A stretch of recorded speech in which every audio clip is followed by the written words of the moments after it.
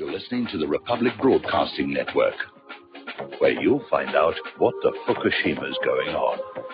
And aloha, America. Welcome to our show today. It is Friday, December 8th, 2017. Thank goodness it's Friday. Thank goodness it's Friday. What a week it has been.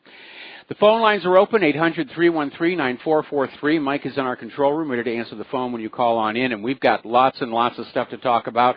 And, of course, in hour number 3, the lovely Lady Claire will be joining us, as she usually does, with her unique perspective on the world. And I want to start off, again, by commenting on that horrible fire situation in Southern California, and I've been watching it very closely because these fires are hitting a lot of places that Claire and I knew and used to go to when we were living there in Southern California, and so it's starting to feel very, very personal. The winds right now have dropped a little bit, not all that much. It's still gusting to 60 miles an hour, and what's making these fires just go completely out of control is when you have a 60-mile-an-hour wind, it can take some very large embers and carry them for miles. And, of course, being fanned by the wind, they will stay burning and hot. And that's really what's going on here, and they just don't have enough equipment to stay ahead of this right now. So I saw a photo of the fires taken from the International Space Station, and it was just dramatic, seeing all the smoke out there, and I would not be surprised if this gets going much further, if it's going to start interfering with the air traffic going in and out of Los Angeles International Airport. So if you're planning any air travel in the next week or so that goes through LAX, you might want to pay careful attention to scheduling and make sure that there hasn't been a change of some kind. All right, the world is still reacting quite angrily to Donald Trump's announcement that he recognizes Jerusalem as the capital of Israel, which, by the way, does not actually change the legal status of Jerusalem. Donald Trump does not run the world. He may think he does, unfortunately, but he doesn't. And the condemnations continue to pour in, even from people who are supposedly American allies. The Saudis have condemned Trump's Jerusalem recognition, saying it's going to lead to serious consequences. They said it was an irresponsible and unwarranted step, and it's going to be a drastic regression in the efforts to try and move forward a peace process. And they're absolutely right about that. Iraq's Grand Ayatollah Sistani is condemning this U.S. decision and saying that it is hurting the feelings of hundreds of millions of Arabs and Muslims. And it does not change the reality that Jerusalem is an occupied land which should be returned to the sovereignty of its Palestinian owners, no matter how long it takes, calling on the Ummah, or the Islamic nation as a whole, to combine its efforts for that purpose. The Lebanese parliament has affirmed their support for Palestinian resistance against the Jerusalem decision. And Jordanians are talking about annulling their peace treaty with Israel. And King Abdullah is currently meeting with the Palestinian leadership. Hamas has issued a statement saying, "We call on King Mohammed VI to convene an extraordinary meeting of Al-Quds Committee." And by the way, Al-Quds is the other name for Jerusalem. And apparently there's a call for the Arab nations to find a way to put pressure on the U.S. administration.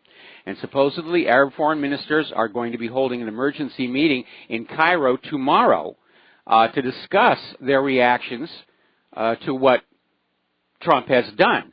Now, I've gotten a whole bunch of emails from people saying, well, what can those Arab nations do? Israel has nuclear weapons. They're militarily weak. They couldn't possibly do anything to change the outcome. Well, yeah, they could.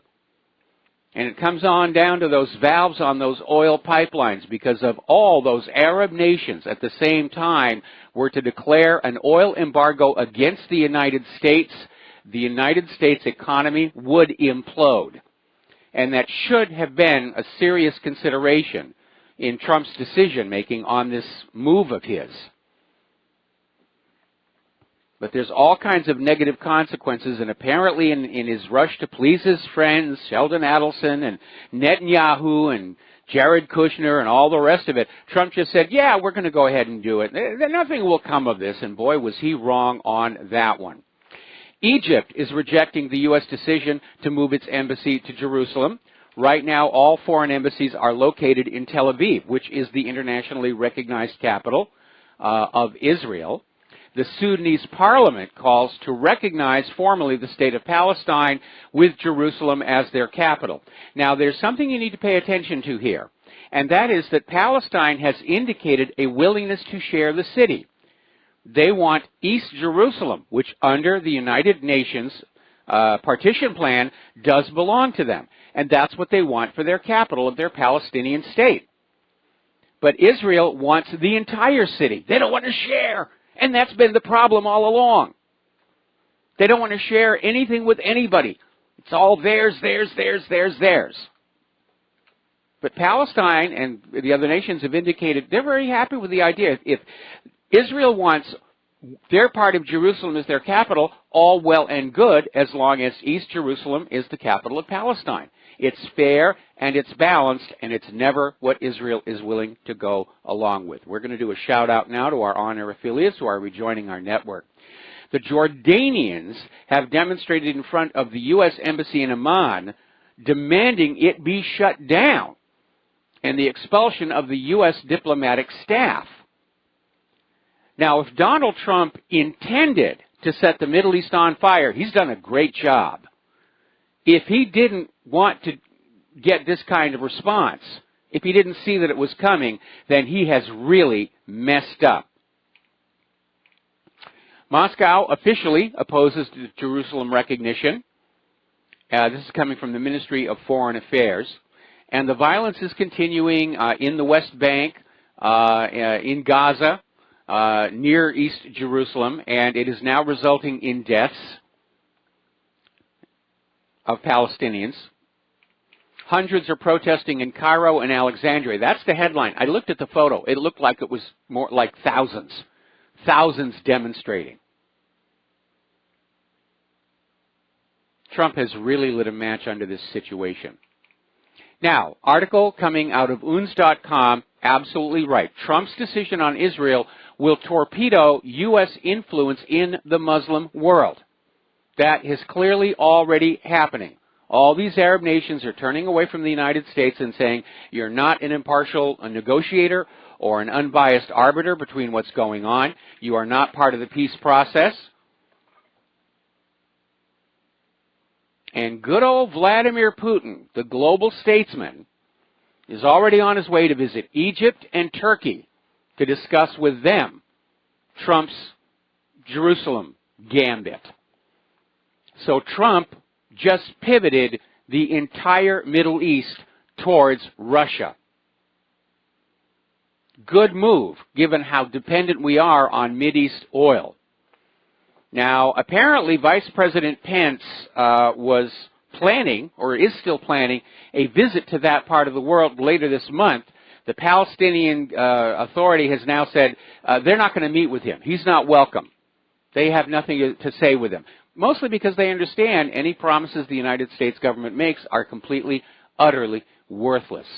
And so here's what it really comes on down to. This recognition of Jerusalem as the capital of Israel and the moving of the embassy to Jerusalem has zero upside for America. It's all downside. Israel gets all the upside, America gets all the downside. Now today the United Nations Security Council had their emergency meeting on what's going on, and Nikki Haley was in there saying, oh no, the U.S. is still dedicated to the peace process. We believe peace can be achieved here, but we have to stand up for Israel, and we have to protect Israel from the unfair treatment by the United Nations, signaling that whatever the Security Council tries to do, the U.S. is going to veto it. But her words are ringing hollow. If the United States was interested in a peace process, they wouldn't have done this. So it is a huge mess, and already we're, with Putin making these goodwill trips all over the country, he's not going to stop with Turkey and Egypt. He's going to be visiting all of those countries. He may try and step in as the new broker for peace in the Mideast But it's very clear the United States government has lost a huge amount of influence in the Middle East. They're pivoting to Russia, all because of what Donald Trump did to please Sheldon Adelson and Bibi Netanyahu and Jared Kushner and AIPAC. And apparently, and this is what concerns me most, he did it without really considering the ramifications that were going to happen. And that's a bad quality in a president. Now then, let's get on to domestic politics. Big breaking story. Beverly Nelson, who was one of Roy Moore's original accusers, has just flushed her credibility down the Al-Qaeda, along with that of Gloria Allred. And she's come on out and admitted that she basically added some of the writing in that infamous yearbook inscription. Now, what she's saying that she did, in response to all these people saying it's obviously two different hands, you know, turn the yearbook over to experts so it can be verified. She said, well, she added the date and the notation about the restaurant as a personal note here. That's the new story. There's only one problem. And again, we posted this picture to whatreallyhappened.com. If you look at that inscription in the yearbook, it's written in two different colored inks.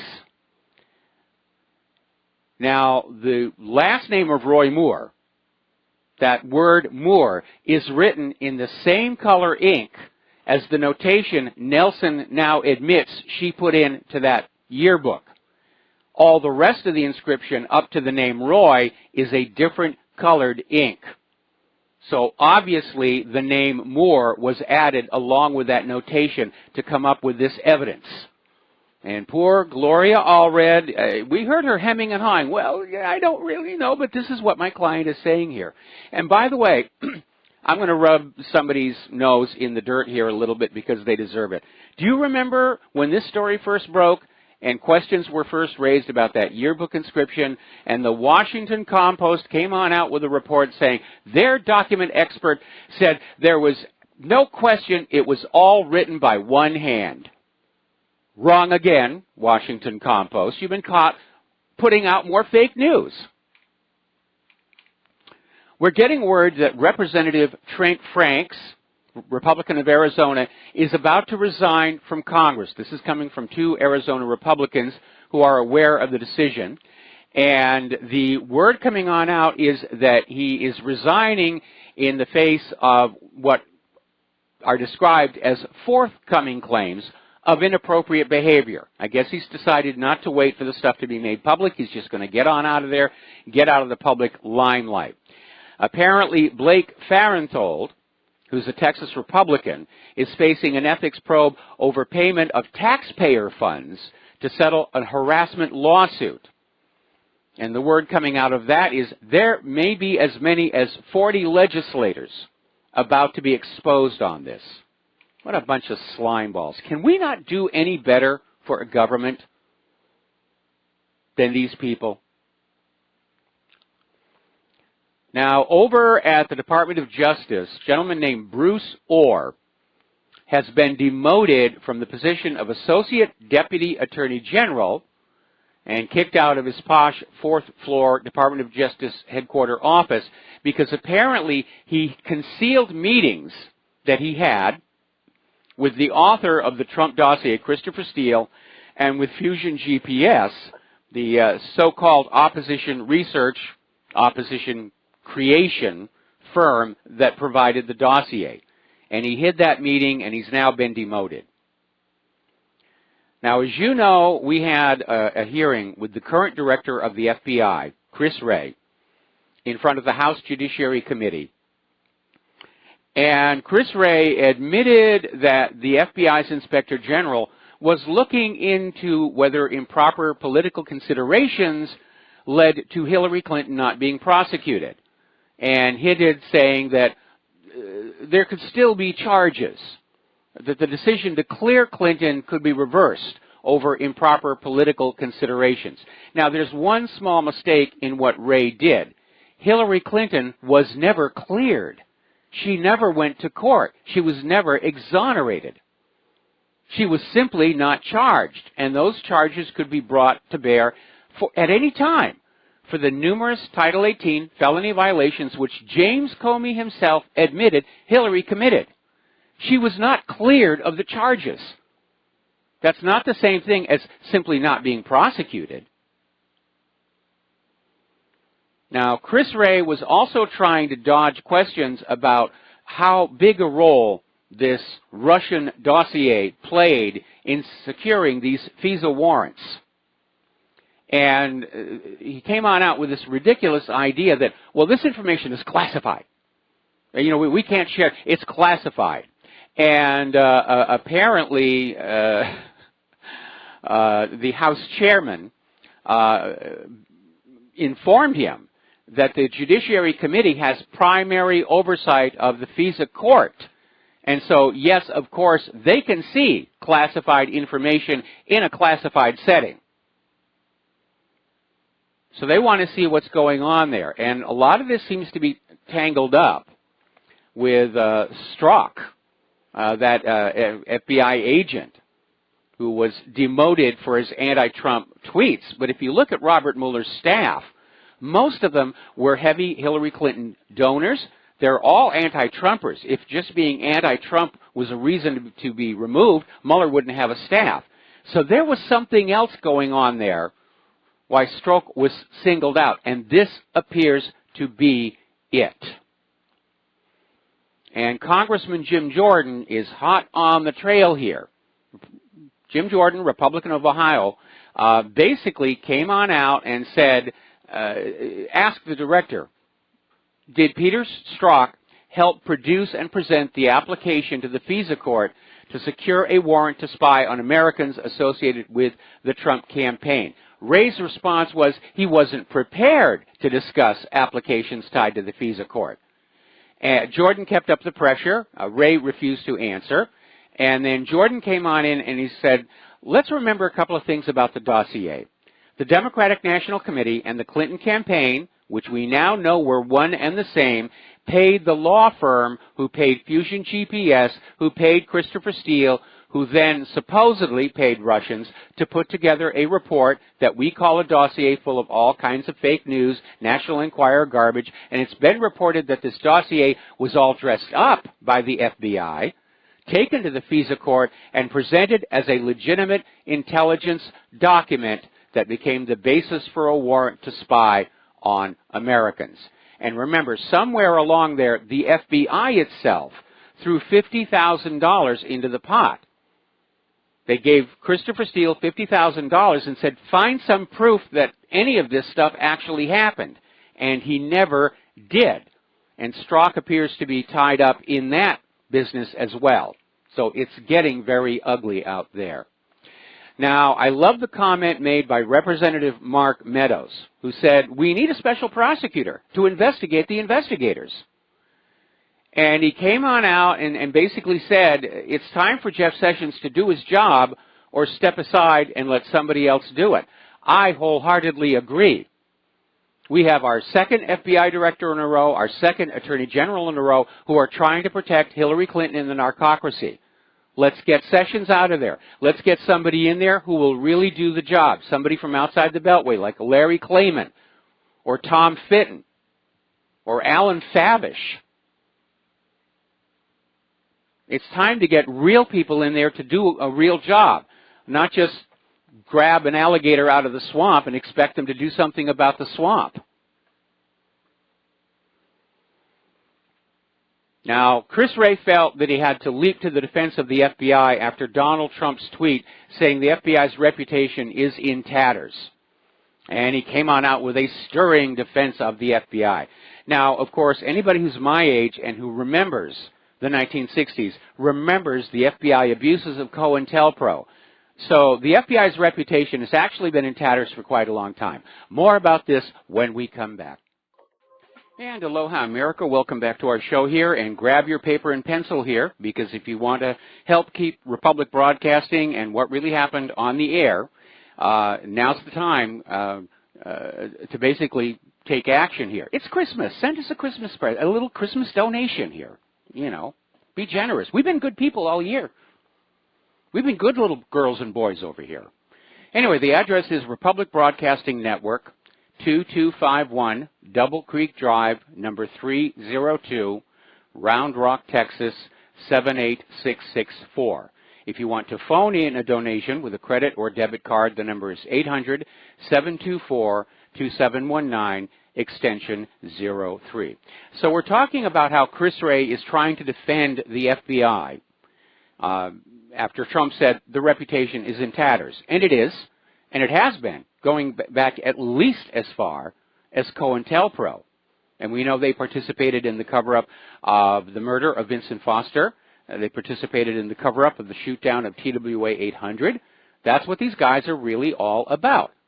And contrary to the movies and TV shows that you see, they're not very bright. Remember when Frederick Whitehurst, he'd been the former chief of the FBI lab, and he blew the whistle that the FBI lab was rigging lab results to favor the prosecution. It was a huge stink. A lot of cases had to be reopened. A lot of wrongfully convicted people were let go. But I want to share two incidents out of the history of the FBI that will illustrate just how smart these people are. And the first one has to do with a British spy back in 1941, Dusan Popov. His code name was Tricycle, and on August 10th, 1941, that's August of 1941, handed the complete plan for Japan's attack on Pearl Harbor to the FBI, and the FBI said, nah, this is unbelievable, and they threw it out.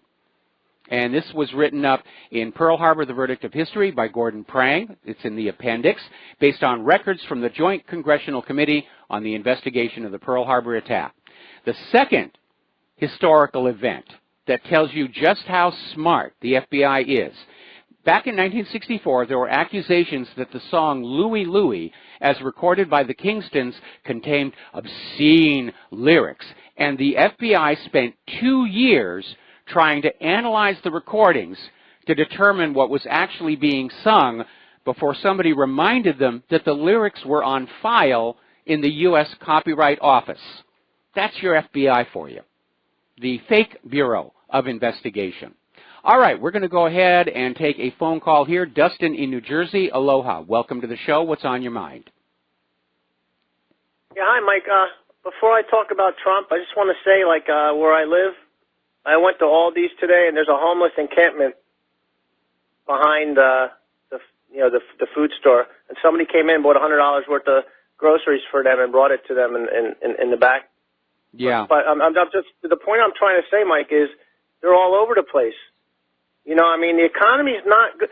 I see, Mike, I see the stock market, which it's rigged. We all know that, and I see just that they rigged the numbers, how the unemployment rate is low. We all know because they don't count people after. But when is it going to come a time when you just see rows of unemployed people living in tents and say there's obviously a problem? Nobody's fixing it. Trump's not. There's no infrastructure happening. You can blame Trump or the establishment, but there's nothing being done. America's not great again. No, it isn't, and it's not headed toward being great again. And the reason nothing is being done about the hungry and the homeless by the government is spending all their money on invading other countries and making them hungry and homeless. There's no factories being built. There's nowhere for these people to go to work. Maybe a small part-time job. The time you get paid, paying gas, food, insurance, this or that, you're behind. The debt slavery system, you just can't, you can never, and then people say, well, you should get in the stock market. Well, what happens if you don't have the money? And then if we can't buy food and gas, we certainly don't have money to put into the stock market. In fact, even most ethical brokers will say, if you don't actually have risk money that you can afford to lose without impacting your life, you shouldn't be in the stock market at all. And but again, right now, we're in worse hardship than during the Depression of the 1930s. And nobody wants to admit it. Nobody wants to admit things are this bad. Nobody wants to admit we're in a wartime economy. But we are. We absolutely are. But people don't realize why are all these countries printing money out of thin air? You know, so the corporations can buy their stocks back and jack up the stock price, and the stock market looks good. And there's going to be investors, and stuff like regular people who have the money. But when they fail, like the banks did, they're going to bail them out, and the taxpayers get stuck with the bill. I mean, hey Mike, I heard something about the Dustin? The tax plan? Dustin? Yeah. Dustin, okay, we got to take a break for commercials. Don't hang up. I'm going to come back to you after these words from our sponsors, okay? Mm. All right, we'll be right back. Aloha, America. Welcome back to the show here. And right now, the Roy Moore campaign is having a press conference where they're basically talking about the fact that Beverly Nelson has now changed her story regarding the inscription on the yearbook. So they're fighting back on that one. Okay, we're talking with Dustin in New Jersey, and we're talking about the true state of the economy and the fact that we're both in an economic recession, if not a full-blown depression. At the same time, we're in a wartime economy, and the nation is basically bleeding to death right now. Yeah, on the tax plan, people don't understand. They said it's 1.5 trillion. It's actually 5-point-something trillion. And then after 10 years, like the taxes are going to go up for the middle class if there's any middle class left. I mean, it's ridiculous, right? I mean, on Trump, I want to switch to Trump with this whole middle. I mean, you don't throw gasoline on a house that's burning. The Middle East is destabilized. So basically, all of a sudden, he comes out with this. I mean, it just don't make sense. Anybody who thinks Trump is on their side still, man, wake up.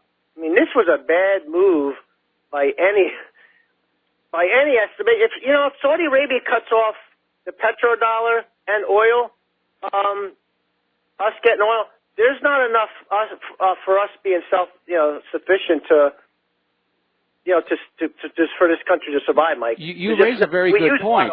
You raise a very good point. In addition to an oil embargo against the U.S., all of these other Arab countries could simply abandon the petrodollar deal because that deal was predicated on the U.S. being an honest, impartial arbiter in the Middle East and being able to protect these Arab nations from Israeli aggression. And Trump just demonstrated that's all gone now.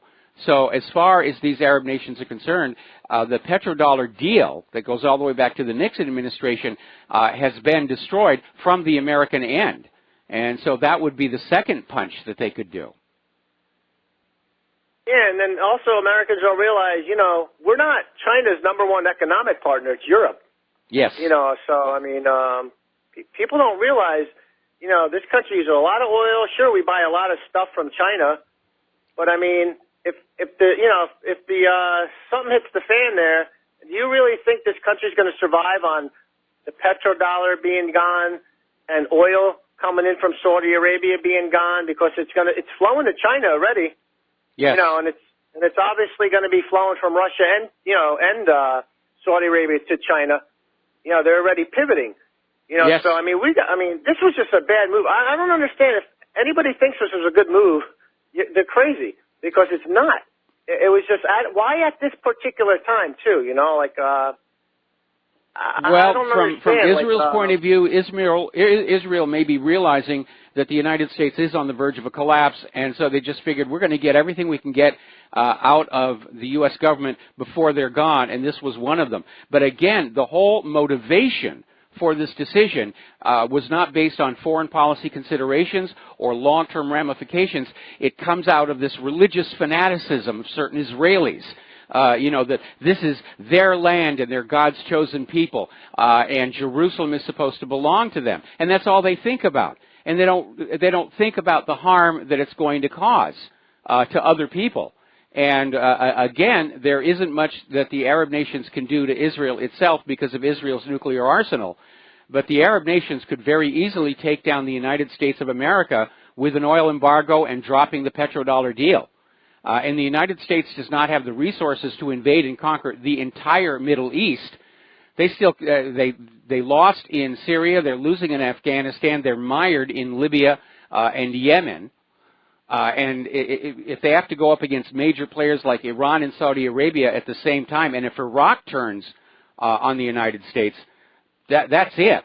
The U.S. is out of the Middle East, and they're cut off from that oil, and we don't have enough domestic oil supplies online to make up for that shortfall. Now, apparently, Trump is opening up a whole bunch of the Alaskan oil reserves for development, but it's going to take a little while to get that drilled and brought online. What about Israel, though? Don't they rely, it's a welfare state. They don't have their own food, right? It's imported for the most part. They have a small amount, but they're not self-sufficient. They can be blockaded too, just have embargo on, Well, there's a lot of other countries that'll buy the stuff. In the Middle East, you got China, I don't know, man. I just thought this was a bad move. And I was like, what the heck is going on with Trump? It's unquestionably a bad move. It's unquestionably a bad move. Israel has been lobbying for this for decades. Congress has even passed several resolutions saying we want to recognize Jerusalem as the capital of Israel, and all previous presidents have refused to do so under consideration of what the backlash is going to be. And Trump just blew on through, and it's another reminder that he came into that White House as naive about real politics as Jimmy Carter. And Trump is going to be a single-term president. I'm making that prediction right now. And this absolutely is alienating what remains of his support. Mike, if we make it there, Mike, isn't it amazing he didn't get rid of Sessions or any of these other people? Didn't dump anybody in the FBI, didn't dump anybody in the CIA or the NSA. It's the same group of people still there. What is he waiting for? What is people who think he's gonna fix things? When are they gonna realize he should have done it by now? We've been talking about this for how long? You've been talking about it, people have been calling in. He's a year into his first term, and none of this stuff has been done. They're still playing with demo versions of the wall, and he's done some of the stuff he promised on immigration. But in terms of curtailing foreign intervention, he didn't do that. And Hillary Clinton is still walking around free. Now, there are some members of Congress who are trying to change that. But Trump has turned out to be a complete disappointment. Whether he was threatened, blackmailed, or bought, or whatever, we did not get the Donald Trump we voted for. And that is an absolute fact. And he has the power to get rid of these people, Mike. Yes, he does. That's the thing. He has, and he's not doing it. So right there, he's a lost cause. I'm sorry for people who call him, who still support him. He failed us. Yes. It's time to, we should have got somebody in who was like a Joe Six-Pack, believe it or not, who works at an assembly line, 7 days a week or something, because, we got somebody in here it seemed like it's just part of the system. Might not be the same system, but it's a system similar. I agree with that, but, because of all the rigging and the primaries and everything, it came down to a choice between Hillary Clinton and Donald Trump. And as I made it very clear last year, the primary reason I was supporting Donald Trump was I didn't want Hillary Clinton in that White House out of concern that, we'd already be at nuclear war at this point. And certainly Hillary probably would have gone along with the same harebrained idea of declaring or recognizing Jerusalem as Israel's capital. But it's very frustrating election after election to be voting a candidate, and yet the core policies of the United States government remain totally unchanged. Yep. The lesser of two evils, like you said, and everybody else says it's still evil. And it's a stupid way to run a country. All right, thanks, Mike. All right, thanks an awful lot. We got a bunch of calls. I'm going to try and clear them out and then get back to the news here. Etheric Dave from Crucial Nonsense, thank you for waiting. What is on your mind today? Aloha, Michael. First of all, I want to wish you and Claire a happy belated 23rd anniversary. Thank you. You all have the greatest blessing life has to offer, and none of the Zionists and all the garbage going on in life can really take that away from you, so I'm very happy for the two of you. The reason I called is I used to live in California about 20 years ago. I found a nice little place called Silverado in the easternmost part of Orange County. Absolutely gorgeous. But what drove me away from there is the second time we had a fire a little bit too close to home. That's when I handed my resignation into work and everything was all set to go. And the night before we left, we had a big rainstorm, and the mudslides started. And I'm really glad that I quit, because that would have taken my 45-minute each-way commute to work to about 2.5 hours. And I was so happy to get out of there. This is going to be the gift that keeps on giving, because once they get that fire out, all that brush having burned away, we're going to have epic amounts of mudslides. This is one of the biggest fires I remember. If that Thomas fire was a little bit farther south, there would be no more Los Angeles. That is a gigantic fire, and it's nowhere near getting close to being wrapped up. You know, even here in Arkansas, you know, the Forestry Service is always doing controlled burns and trying to keep the wildfire danger down, and we don't have the humidity problems. We don't have the Santa Ana problems. It's absolutely ridiculous that this keeps happening over and over and over again. It's like breaking news. California's on fire. Yeah, when is it not on fire? They have not taken care of all that stuff, and I really feel for those people, because this is a long way from being done. Well, one of the issues that's been raised recently is that California's program of keeping the brush under control through controlled burns has been severely hamstrung by the state's environmentalists, who think everything ought to be just left the way it is, and, you know, how dare you go on in and damage these beautiful thorn bushes and everything. And that contributed to the overburden. And all of that, when it gets dry, it becomes, you know, this incredible fuel source. Absolutely, and if they really wanted to protect all of that stuff, a little bit of proactive measures about, you know, fire break roads and controlled burns and all that stuff keeps most of that stuff intact, you know, in perpetuity. But we'd much rather spend money on illegal aliens and, you know, bombs and bullets and Israel. And in case anybody had any doubts at all, Trump is another Zionist puppet. And I'm afraid to say that we're not going to get anything in there. They're not allowed to be in the election if they're not a Zionist puppet. So, you know, it is what it is. We got a mess on our hands, Michael. Anyway, have a great weekend. Relay my belated anniversary wishes to the lovely Lady Claire. Take care. Aloha. Aloha, and we're going to switch over to Mark in North Carolina. Aloha, Mark. Welcome to the show. What's on your mind? Hello, Mike. Mike, I gotta differ with you. I wanted to talk really about the FBI, but you got me going with this thing now. I think I'm going to make a prediction. Yes. The Saudis are not going to do anything. The Saudis are not going to do anything. I'll tell you why. I've done research on the Saudi royal family. Got possible tie-ins between certain Jewish sects and certain Islamic sects, mostly the Wahhabis. Tie-in is the, what do you call those people again? In Central Asia, the Khazars. The Khazarians, yeah, the Khazarians. That's the tie-in.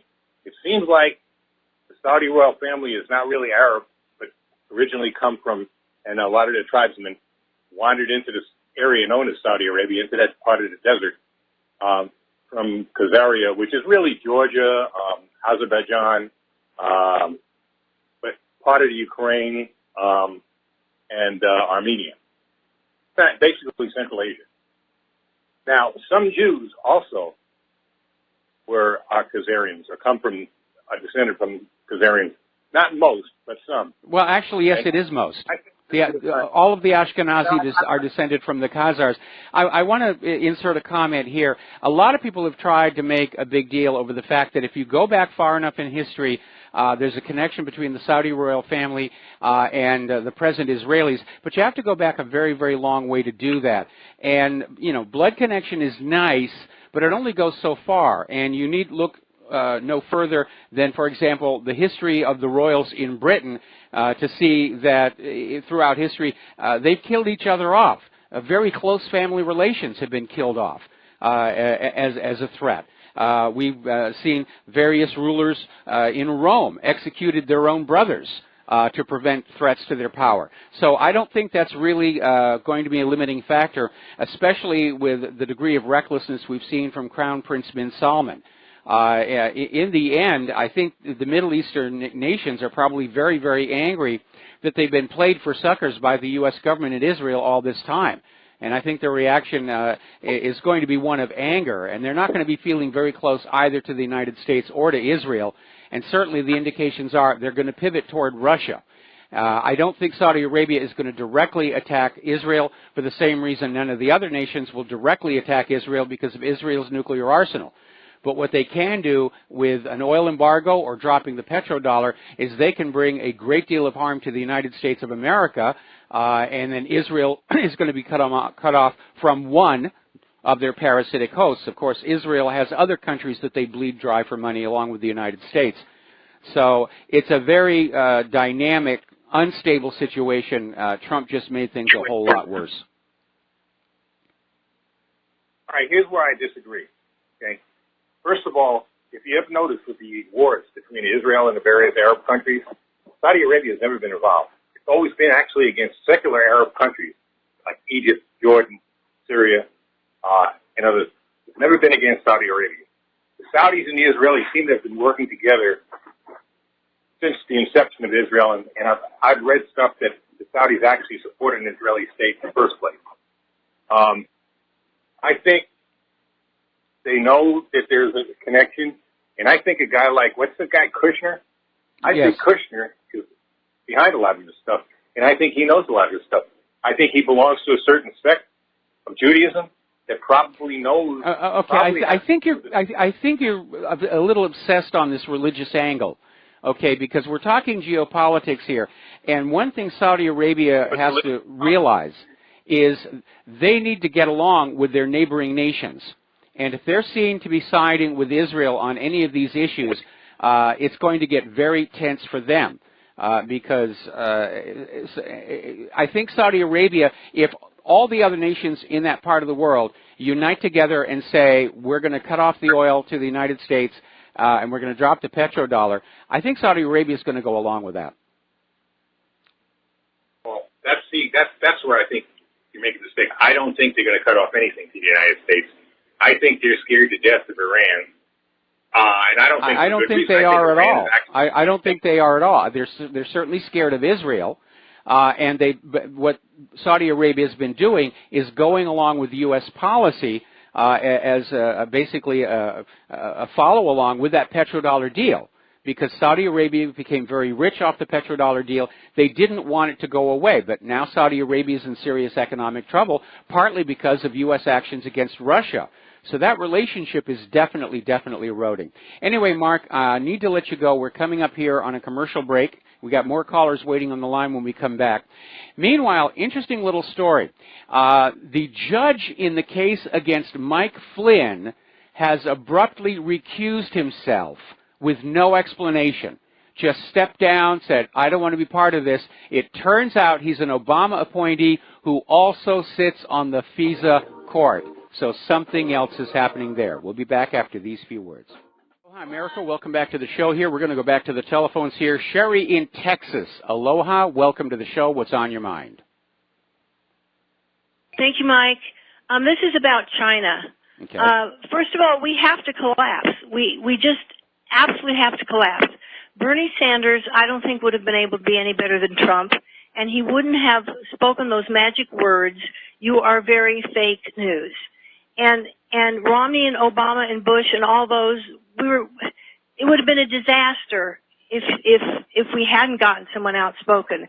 Now, China has a banking system, and I wish more people could understand how wrong we are. I think you had a guest on that pointed this out to us. But they lend money that has value, and then they receive interest paid by the borrower, the people that borrowed the money. They receive that interest. Now, some of that money the big bank of China receives is put aside for future borrowers. It's real money, and it's there for the next borrower. The remainder is invested and used for infrastructure, so you won't have mudslides, and it goes to all the little smaller banks all over China. So they use the money that they lend in a wonderful way. And if this is socialism, we need to understand the difference between, I think, democratic socialism and Marxist socialism. Even the dictionary's definition for socialism is confusing.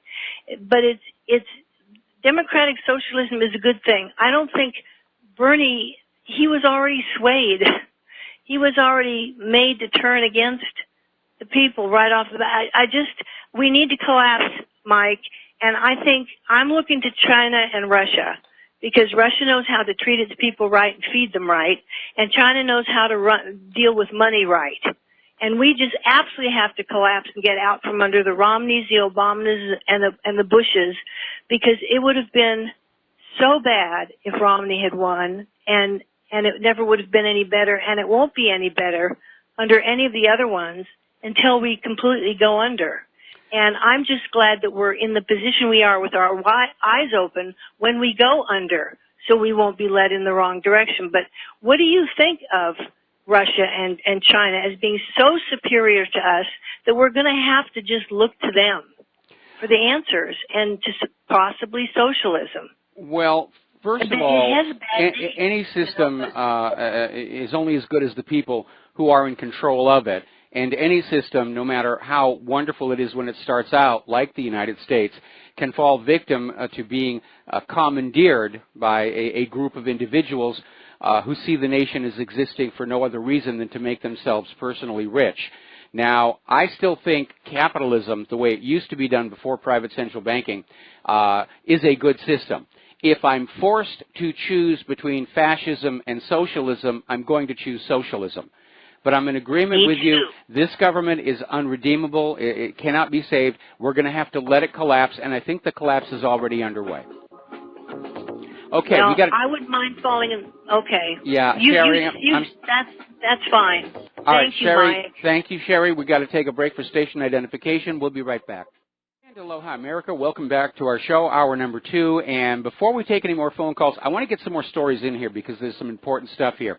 Now, as you know, we're coming up on that Alabama special election, and they're fighting for that Senate seat.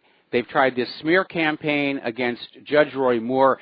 That has basically imploded with Nelson's admission today that at least part of that yearbook entry she wrote. She's claiming she wrote it just as a notation. But if you look at the ink color, whoever wrote that notation, which included the initials DA, who was Moore's assistant during a legal process that Nelson was involved in, the word Moore, the last name of Moore, is written in the same color ink as the part Nelson now admits she wrote. So I'm trying to get that information over to the Roy Moore campaign. But it looks like the Democrats have learned absolutely nothing from last year, and serving as a possible reminder that Donald Trump's Commission on Election Integrity ought to be doing its job right now. Apparently, the Secretary of State for Alabama is saying that because this is a special election, they're exempt from the laws requiring the preservation of the ballot scans. And basically, Alabama counts their votes like New York does. Paper ballots get fed through scanners, which photograph them and generate a saved image and a tally. Alabama is breaking the law by not keeping the images, which means a recount would be impossible in case of allegations of election fraud, which if you have a Democrat in the race, there's going to be election fraud. We saw that last year. So apparently there is now a lawsuit that is going to court, and apparently the judge has agreed to hear this, to get a court injunction to order the protection of all election materials from next Tuesday's special Senate election, in case there is a challenge. So we'll see what happens on that. This could turn into another courtroom debacle like Florida in 2000. And apparently somebody has already found stacks of sample ballots already marked for Doug Jones. So it's getting sticky. All right, let's go back to the phones here. Al in Canada, aloha. Welcome to the show. What's on your mind? Hi, Mike. Your last caller was talking about China and their money. It's not money. It's a banknote, just like Canada's banknotes, United States banknotes, Great Britain's banknotes. It's all a loan at interest. It's all, not real. It's crap. It's bull. And like you always say, the reason why the system will never work is because there is never enough of this crap in supply to actually pay the debt because of the compounding interest. Well, it's always running away at the end. China seems to be moving away from that and toward a gold-backed yuan. Same with Russia and a gold-backed ruble. And that's what Gaddafi was trying to do down in Libya with the gold dinar. Is all of these world leaders understand that private central banking is a curse on their country. Andrew Jackson understood it. John F. Kennedy understood it. And they're trying to free the world from these slave masters. But right now China is in a period of transition where some of their money is, as you say, created out of thin air. But China does exercise a lot more direct control over their central bank as opposed to here in the United States where the central bank just does whatever it feels like doing. And they'll go through this idea of how the president gets to nominate the chairman of the Federal Reserve, but that's purely for decoration. I've seen a video of former Federal Reserve Chairman Alan Greenspan admitting the Federal Reserve answers to no U.S. government authority. You really ought to read their charter sometime. They don't even pay taxes. The only taxes they pay are the property taxes on the land underneath their buildings. They don't pay any other taxes at all. None. And they've never been audited. People pay the tax of inflation for them, right? In Canada, the Central Bank of Canada, the Bank of Canada is owned by the people, right? Our banks were bailed out just before yours were, just because it took so long for it to go through Congress and the Senate. And you know what, Mike? It was over 115 or $20 billion up here, which is more than 10 times what your quote-unquote bailout was. But here's what happened in Canada. The bank's balance sheets were wiped clean. The CEOs gave themselves big, huge bonuses. And this Ponzi scheme, runaway real estate market just kept going. It still hasn't imploded. And now Ontario wants to raise the minimum wage from $11.40 an hour to $14 an hour come January. And most of the economists are saying that 50,000 jobs in Ontario will be lost instantly, and it's going to happen. I could see it because I'm right here in the middle of this stuff. There's record debt level in Canada, not just with the governments, which is 100% of GDP provincially and federally, but with the people. That's never been seen before. Record low interest rates. Mike, this is a recipe for an implosion like no one's ever seen before on the face of this planet. And so, the United States economically isn't too bad when you take other countries and the rest of the world in consideration. Well, I disagree. I mean, simply saying that I'm not drowning as fast as the guy next to me is not really going to make the situation any better. There's no question we're drowning. I'm sorry about the guys who went before me, and, congratulations to the ones who drown after I do, but I'm still drowning over here. And we're in that same situation. The debt has spiraled hopelessly out of control, but the people who are making all this money, they don't want to let go of the system because it works for them. They're in the stage where the real tangible physical wealth of the nation is being ripped from the American people whose labor produced that wealth and put in the pockets of the bankers. And their goal is a new feudalist society where private land ownership is gone. In fact, they'll go back to a system where the land owns the people rather than the people owning the land. And you won't be able to do anything without the permission of the lords, the bankers. And we're dangerously close to that with all this talk about a cashless society where you literally need to appeal to their lordships, the bankers, to buy your food, to pay your rent. And yes, you're doing it electronically over a computer, but it still amounts to that same sense of servitude. Yeah, that is true, and we can see this with the Uber, these patents or whatnot on cars. You can't even. We're at the point actually in Canada, Mike, where you can't even work on your own car.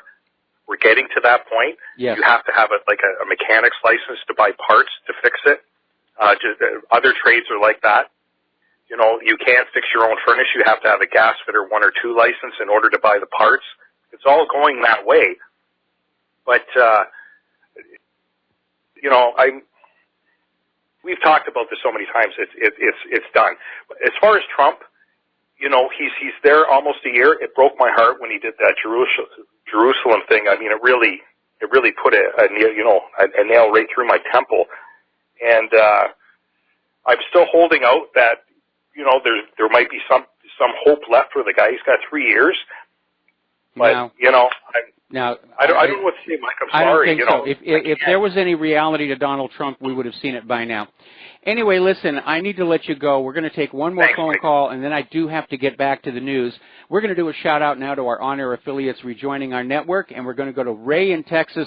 Ray, thank you for waiting so patiently for your turn. What is on your mind today?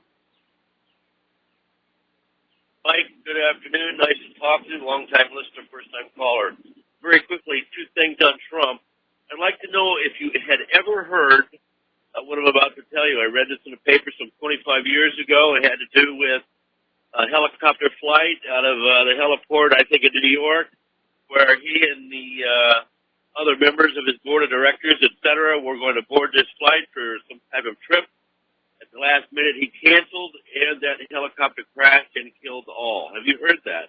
I have not heard that, no. I had not heard that either in the election process or since he was elected. Okay.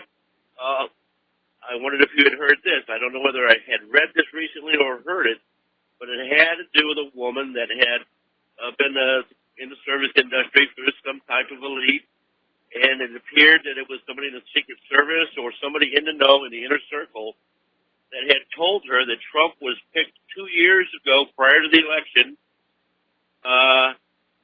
basically to become a wartime president. You heard that? No, that sounds like the kind of stories that were being put out about Trump last year during the election by the Hillary Clinton campaign, most of which turned out to be garbage.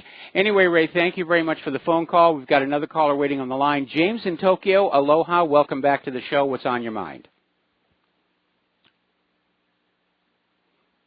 James, are you there? This is James from Tokyo. Yes. Hi, Michael. Hi. Michael, stop with this anniversary stuff. A fine, lovely, harp-playing angel like Claire should have been with me. I mean, while you are smart, I got to her smart. first, so there. You like Get Smart. I like Get Smart. You drive a 20-year-old Honda, and I drive a 10-year-old Mitsubishi. You have one of the best radio shows in the world, exemplifying your high intellect on all current affairs, and I drive the 10-year-old Mitsubishi. Okay. Anyway, happy anniversary. Wish you all both the best for that. Well, and thank you very I much. wish you many, many more anniversaries, and happy for both of you. Always about that. Concerning Trump, it's very interesting because on one side he stops this the shipping embargo on Yemen, which is a form of collective punishment, and yet he's also encouraging violence in the Mideast with the Jerusalem thing. What do you think about that? And number two, yeah, he was slurring his words. Let's take these one at a time. First of all Trump has done is ask Saudi Arabia to lift the blockade, and so far there's no indication Saudi Arabia has done so. So Trump may have just done it to try and soften. Trump may have just made the announcement to try and soften the impact of the statement about Jerusalem. Yeah, that seems like a very good answer, Mike. Yeah, maybe it was just to soften the impact because, I think maybe you're right about that. And that was just something that's really bothering me. What do you think about the slurring of the words, like the United States, you know? I hadn't really noticed it that much. I'll keep an eye out for it. But it could indicate, I don't know if his teeth are real or implants or dentures or something, or maybe he's starting to succumb to the politician's beverage of choice, which is a 3-martini lunch. Well, he doesn't drink alcohol. Well, but, that's what we've been told. It's possibly implants, but it's also, they're saying now that the whole case against Russiagate is falling apart, the next thing that they're going to go after is, Alzheimer's and this and that, and, maybe he could be drugged or this and that, because this whole thing is going down with the Russiagate. I mean, it seems like there's a lot of collaboration between Hillary, the FBI, and, other people. Yeah, there does seem to be here, but I'll tell you right now, questioning Trump's mental capability is not a stone that Hillary, or for that matter Nancy Pelosi or Maxine Waters, ought to be hurling, given their recent performance as well. And there is another very obvious explanation for the slurring of words, and that is the job of president is a very tiring one, and he may just be getting tired. Yeah. Personally, I felt, number one, it was just like exhaustion. It's not easy being 70. It's not easy. I'm 54. It's not easy sometimes doing what I do. But, the guy's like 70-something, and it's not easy just doing what he's doing. But I believe pretty much maybe your idea. Maybe he had some kind of, his teeth look really damn good. Maybe it was just some kind of stuff with that. So that's what I'm just thinking. All we know is that and we anyway, don't know. That's all I had to say. All right, thanks an awful lot. We're going to let you go, and I'll tell you what, we're going to take one more phone call, and then we're going to close the phone lines because I'm really way behind in my talking points. So let's talk to Ramsey in Canada. Aloha, Ramsey. Welcome to the show. What is on your mind? Yeah, hello, sir. I just want to make one point. See, sir, one of the guys that called in like 2 callers ago, like Mark. Yes. He was talking about, he said that Saudi Arabia supported the partition plan when Israel was created, if I recall correctly. You see, sir, he's completely wrong about that. Saudi Arabia was one of the main people that voted against the partition plan and against Israel. And Saudi Arabia sent letters to Harry Truman, who was the United States president at the time, not to support Israel because see, sir, it's exactly similar to what you mentioned, sir, because of the economic boycott. Saudi Arabia said to Truman, we're going to boycott you to support Israel, but the thing is, the boycott didn't last very long. And see, sir, he's also wrong when it comes to he said that Saudi Arabia, the people there came from, the tribe from there came from Khazaria or Asia or whatever. Yeah. He's wrong about that. I don't know where he's getting his information from. Well, there's a book called The 13th Tribe that lays it on out, and it's been verified genetically, along with common sense. If you look at the Ashkenazi Jews, they have this very lily white pale skin that makes it obvious they are not descended from anybody in the Middle East. Yeah. But see, so didn't he say that Saudi Arabian people came from Khazaria? He said their family tracked back to it, and I don't know that there's any real hard evidence about that. The reason I was dismissive of that is he's trying to build a case for a linkage between Israel and Saudi Arabia, that going back to a family connection that's hundreds of years old, and that really isn't all that big a factor when you're talking about global geopolitics. And like I said, if you look at the history of Britain or ancient Rome, you have rulers who are killing their own family members, brothers, aunts, uncles, just to hang on to power. So this idea that there's going to be that kind of blood loyalty between the current Saudi family and the government of Israel is very, very thin indeed. And that's why I basically wanted to pull him off of that. Yeah, I agree with you. It doesn't make any sense. Okay, well, thank you for the phone call. We're going to let you go, and we're going to close the phone lines because I've got a lot of stuff to get through before the lovely Lady Claire joins us on the show. So, up in Massachusetts, former State Senator Brian Joyce was arrested this morning and charged in a federal indictment. Now, nobody is saying what the indictment is about yet, other than that he may have used his position as a legislator for personal gain. Ooh, gee, there's a shock. I mean, let's be honest, that's kind of seen as a perk of the job. So I have a feeling there's probably more to these charges than just using his position for financial gain. Something else is going on.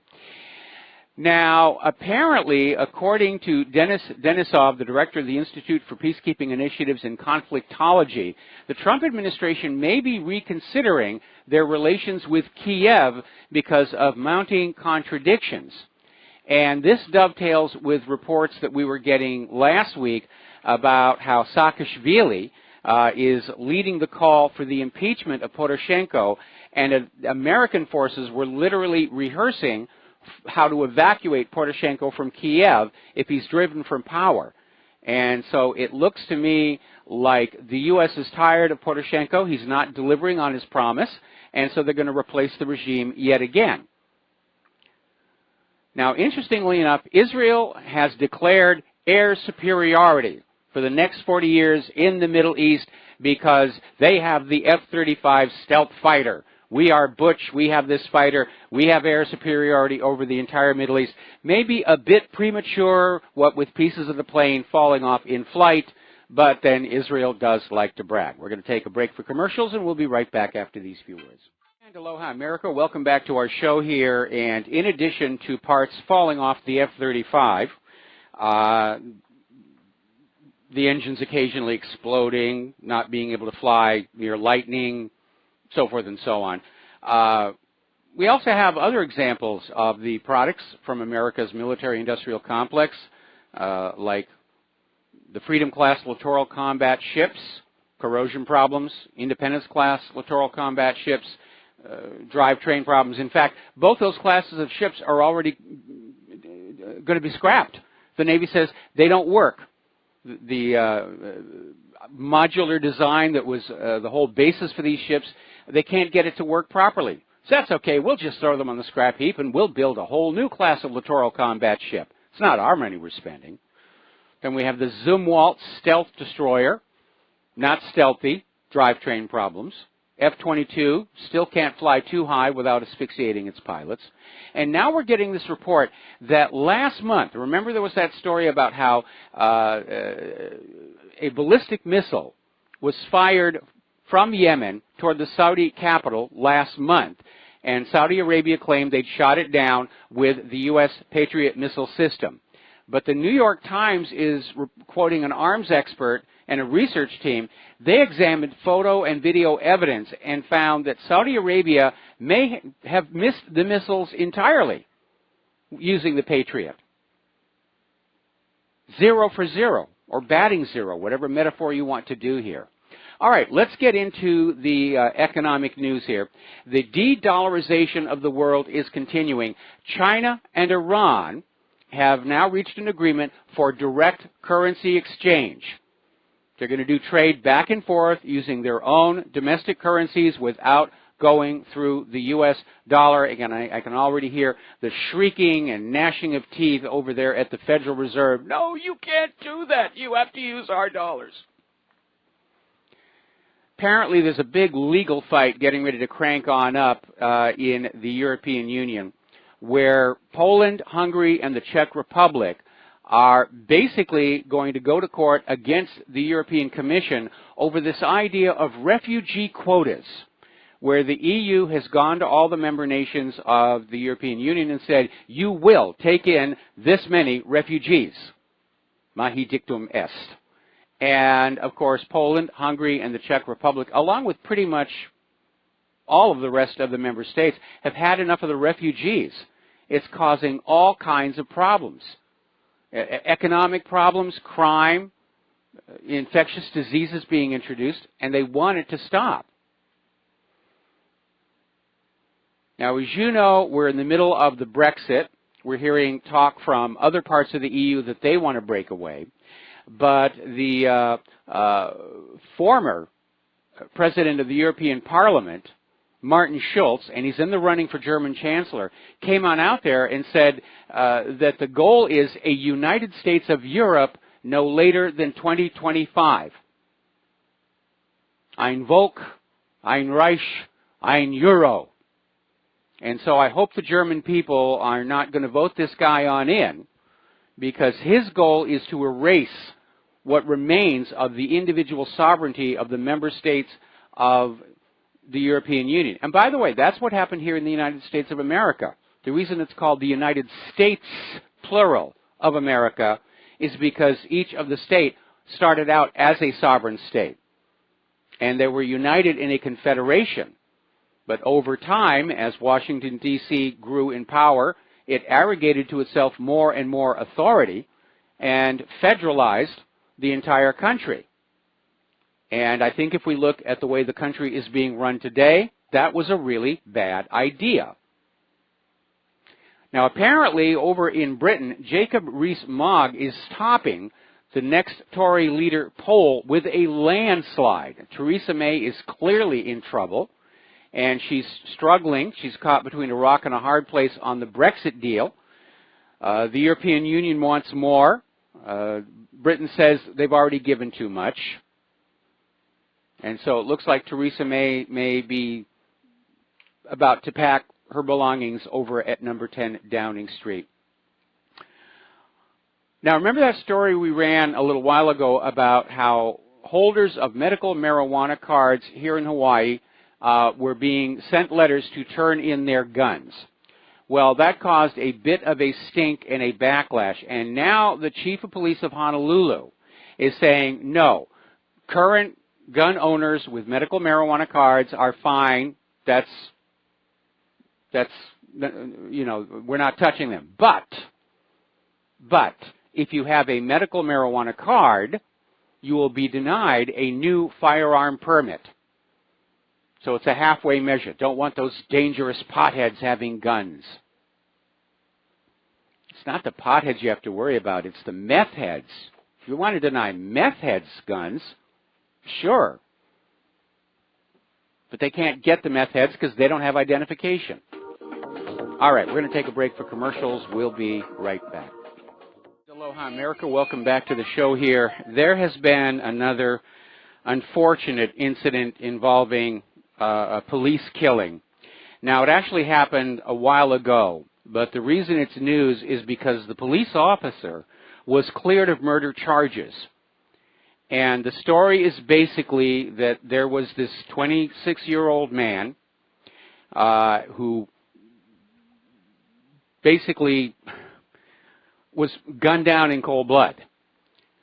And the police told this gentleman, Shaver, to exit his hotel room, lay face down in a hallway, and refrain from making sudden movements. And, of course, he was unarmed. The guy was unarmed.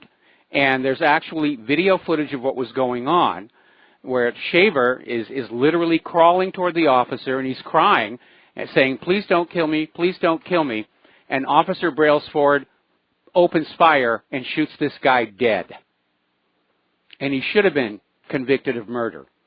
But I guess in this country, police can kill with impunity. Now, a little while ago, we ran this story under the politically correct asylum category, where there was this proposed rule in Delaware that would have allowed school children from kindergarten through high school to self-identify as a gender or race without the consent of their parents. And the parents got really upset, wouldn't you? And they've succeeded in getting Delaware to revoke this rule. And in any event, what does self-identification for gender or race have to do with reading, writing, and arithmetic? What are schools doing to our kids? They're certainly not educating them. We've had another big scandal where the graduating class of a high school, turns out most of them can't read. They're not being educated. They're certainly being indoctrinated into liberalism. I self-identify as a peach tree. It's ridiculous. What a waste of money, time, and resources. Homeschooling really would be better. Or we need to crack down and get back local control of school curriculum. Because the more the federal government gets involved in education, the worse that education becomes. And by the way, probably a lot of people don't remember this, but local control of the school curriculum was one of the original agendas of the Black Panthers. And this was before they became militant. They didn't walk around with guns. They weren't talking violence. They just organized themselves, and they called themselves the Black Panthers because they were black, and they just wanted a cool name to go with it. And what they were agitating for was local control of the school curriculum, because they didn't think the schools were really preparing their children realistically to enter society and participate economically. And the other thing they wanted was guaranteed breakfasts for those children in the ghetto, because if the kids aren't eating in the morning, their brains don't have the necessary nutrients to function in school. We've got a program over here at one of the churches that Claire and I are involved with. The same thing. They put together these food bags for school children for the last week of every month, because the food stamp money won't make it through an entire month here in Hawaii. And if the kids are not eating properly, if they're not eating breakfast, they cannot do well in school. And it was only later, when the FBI infiltrated the Black Panthers and started to mess around with them, that they got militant, and then that was followed by various dirty tricks like the Black Panther coloring book to make everybody say, ooh, bad Black Panthers, we're not going to listen to them anymore. We're not going to listen to the grievances of the black community. They must be terrible people if they did that coloring book, which, by the way, was an FBI program. It was part of COINTELPRO, specifically to fan up distrust and hate between white and black people. The Black Panthers had nothing to do with it. Actually, somebody tried to plant the coloring book on the Black Panthers and said, here, let's send this out to all your people. And the Black Panthers said, no, are you out of your mind? All right, so let's talk a little bit about computers. A lot of stuff going on there.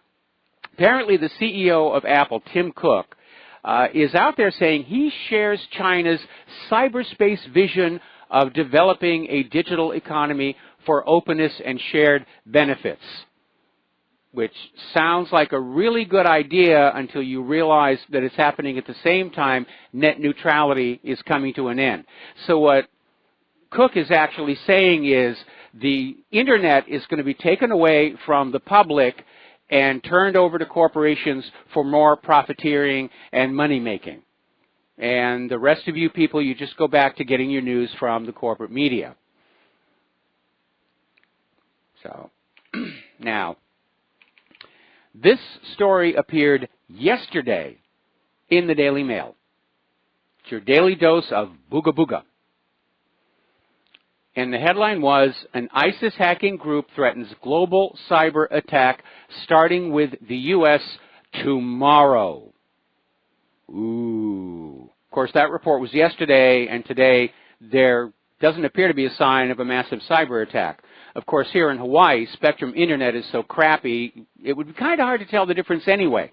There may be a cyber attack underway. I wouldn't notice it. Now, this is very scary. This is coming out of Mass Private Eye. And according to a Lincoln Motor Company media release, their 2018 Lincolns will offer a complimentary clear biometric membership. Now, what this does is if you're driving to the airport, your car will pre-scan you for TSA pre-check. And somehow this information will be set to TSA, and you'll show up at the gate with your ID, and they'll just wave you on through. I got to tell you, I have a hard enough problems with the airport spying on me. I don't need my car doing it. Not that I could ever afford a Lincoln. That's really weird. I mean, they're wiring everything to keep an eye on us. It really is. We're becoming George Orwell's 1984. Eyes and ears are everywhere. And of course, the joke of this is the government has demonstrated repeatedly they can't make heads or tails of this vast flood of data, because they started out looking for a needle in a haystack and started adding a lot more hay. Anybody who works in computer engineering, programming, data management understands that the addition of data is linearly additive. But correlating amongst that data is an unlimited mathematical expansion. In other words, 10 times as much data, 1,000 times as much correlation. I'm just picking the numbers out of thin air. It depends on how the data is structured. But that's the problem. With the amount of data they're capturing from the American people, there isn't enough compute power on this planet to make sense of it. And looking at the high quality of government computer software, Obamacare, it's highly probable that any systems they have aren't putting out good results anyway. Another huge boondoggle waste of our tax money. Now, over in Israel, which, by the way, has the highest per capita population of hackers of any nation on the planet, there's a 7-year-old Israeli firm. It was founded by 3 veterans of Israel's military intelligence unit, and it's raking in millions selling CIA tier, meaning high-quality hacking software to governments around the world. They've got 200 employees, sales arm in Bethesda, Maryland, imagine my surprise, and a long list of clients identified by watchdogs which have dubious civil rights records. Now, this NSO group charges $500,000 plus $65,000 per phone to completely hack and infiltrate a device with their flagship Pegasus software suite. So apparently they're able to get into any smartphone anywhere using tools which may have come from the CIA. Remember, a lot of that stuff got dumped on the dark web. So spying on people is now big business. I wonder what would happen if I put together a company that tried to provide truly private communications. Oh, you can't do that. You can't do that. The government has to have a back door. We're afraid of all you people. That's why we haven't listened to you. Stop doing things that makes the people angry. Seems like a simple solution to me. No, we have to go on doing things that make you angry. We're the government. That's what we do. More war. Apparently, Google is appointing a staff of 10,000 people. Actually, they're adding 10,000 people to their staff tasked with tracking down what they call extremist content on YouTube, with Google deciding what constitutes extremism. And apparently, YouTube CEO Susan Wojcicki, I hope I pronounced that correctly, was out there saying there are bad actors that use YouTube to spread misleading, manipulate, harassment, and harm. Now, when they talk about misleading and manipulate, that's a subjective call. Because if you've got corporate media or government that is lying and somebody on YouTube is trying to point out that they're lying, YouTube could say, well, obviously the YouTube video is attempting to mislead and manipulate people into doubting the official story. So it's more censorship. And apparently this announcement came after British Prime Minister Theresa May put heavy pressure on social media companies to remove radical content. And again, the definition of radical appears to be very fluid.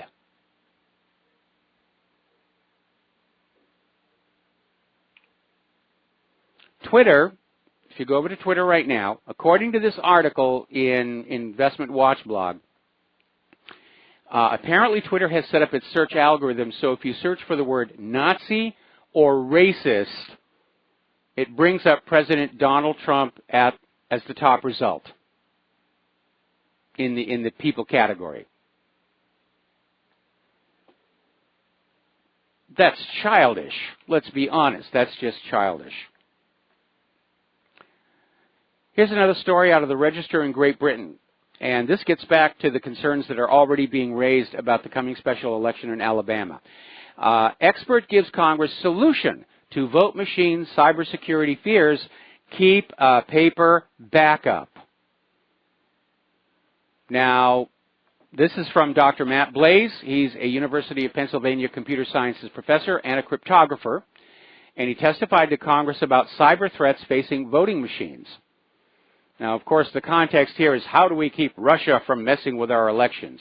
Well, it's a general question. How do you keep anybody from messing with our elections, such as W. Wasserman Schultz, just to pick a name out of thin air. And Dr. Matt Blaze came on back and said, you can't rely on purely electronic voting machines to log the votes accurately.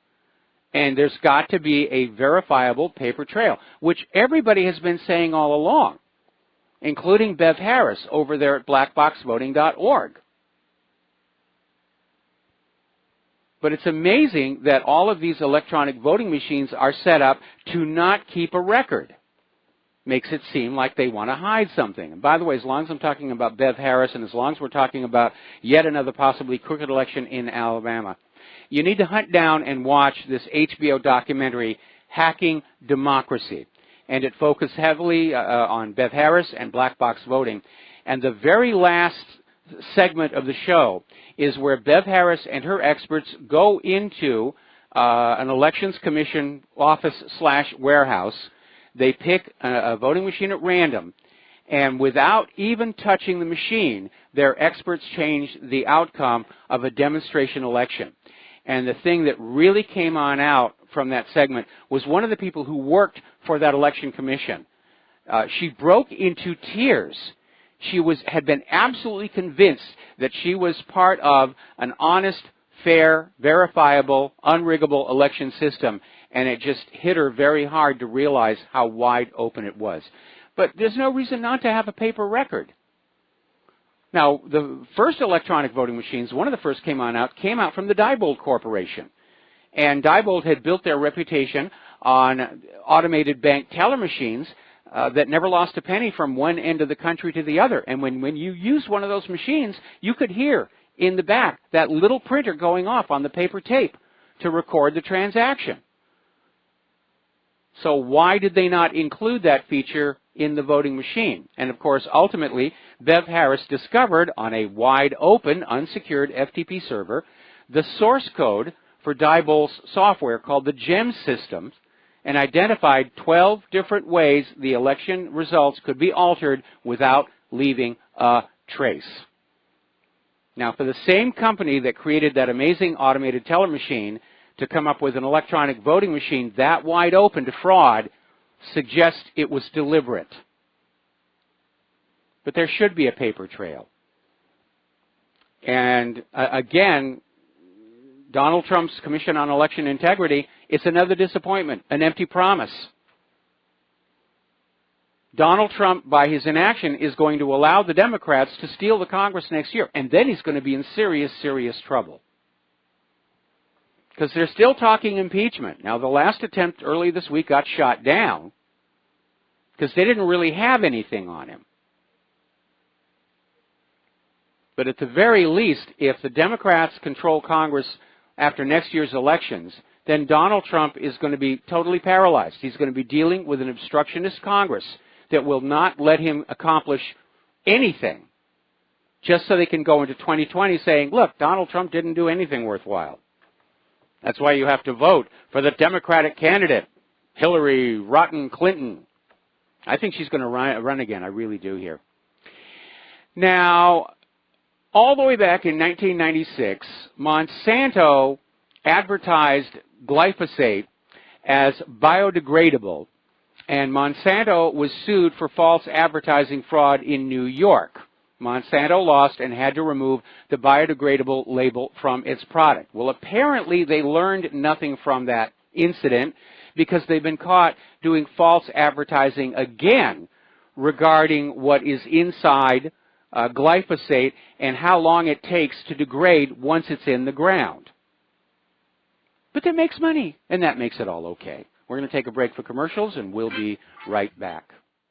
Aloha, America. Welcome back to the show here. And a very alert listener just wrote on in, following up on my pointing out once again that on that yearbook inscription that Gloria Allred was waving around while being very vague about its provenance, it's now been admitted that Beverly Nelson herself wrote the inscription with the date and Old Hickory House.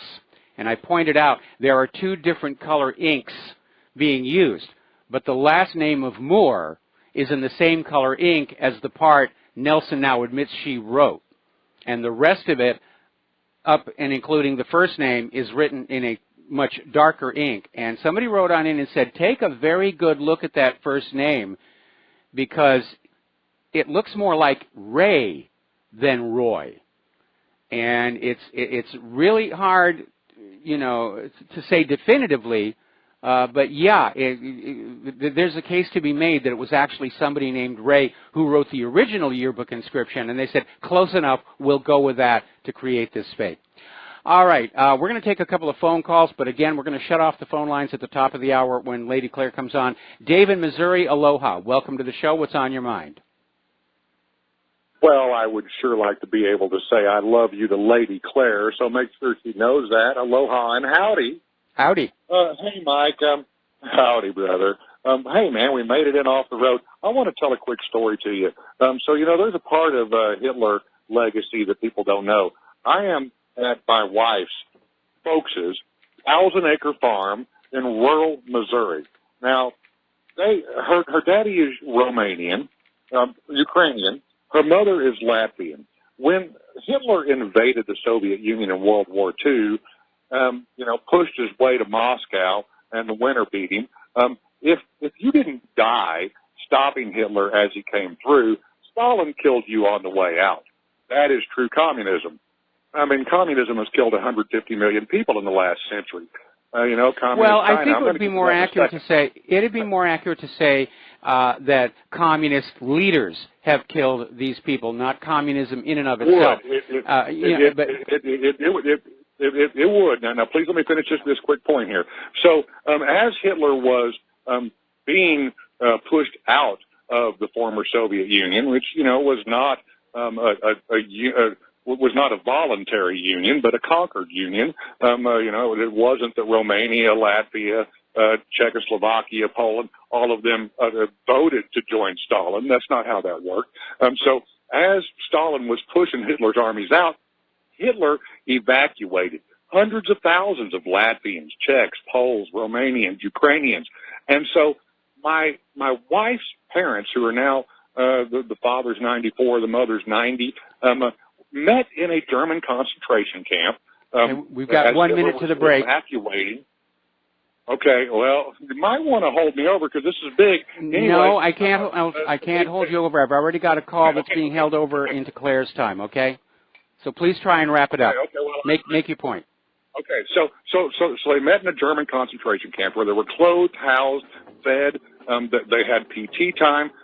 Now, ultimately, they had a choice: Australia or America. They came to America, went to Chicago, wound up in rural Missouri, where they both worked, raised 6 kids. They now have a 1,000-acre farm. You know, it's the American dream. That only happens in America. Sherry in Texas made the point that communist China, they take care of their people with forced abortions, with forced labor, with Christians and labor camps. Okay, you know something? We have to take our break now here, and a lot of what you said sounds more like Cold War propaganda than accuracy. I mean, they were talking forced abortions in this country in the 1930s and again in the 1970s. So it's not like it's really black and white. It's shades of gray. Thank you for the call. We're going to let you go. We've got to take a break for station identification. We'll be back. And aloha, America. Welcome back to our show, hour number 3. And for those of you watching on BAM User, the gorgeous creature sitting next to me is the lovely Lady Claire. And we've had quite a few people call on in with belated congratulations on the anniversary. And before we take our last phone call, I do want to, I have a comment in response to Dave where he's out there ragging on communism about how all these people are being killed. Experts are estimating that since the end of World War II, the U.S. government has killed 30 million people. So it's not like we're good and they're bad. It's naive, and like I said, it sounds like it's right out of the Cold War propaganda. And again, no system is necessarily good or evil. It's the people who rise to the top of it. All right. So anyway, with that being said, we're going to take one more phone call from Keith in Montana. Aloha, Keith. Welcome to the show. What's on your mind? Well, I wanted to talk to you about Monsanto, but I'll add to something to what you just said there. The United States has no problem buying products from communist China or all the rice they do from communist Vietnam. I mean, the double speak in the word communism today. It's okay in corporate business, but it's not as far as world policy. But anyway, Mike, have you and Claire and hello, Lady Claire there. Have you guys seen the new Newsbud video on the turkey calling for the arrest of the CIA agent? Yes, I have. Did you notice in that video where he went on to link the Sarnev brothers as being his uncle? And aside from that and the whole details of it, he went into the Monsanto details over in Europe and about extending their 5-year permit. But what was interesting to note was the adjuvants used that they do not declare, and the biogenics portion of Monsanto. Okay. Yeah. So it's more than just a weed killer.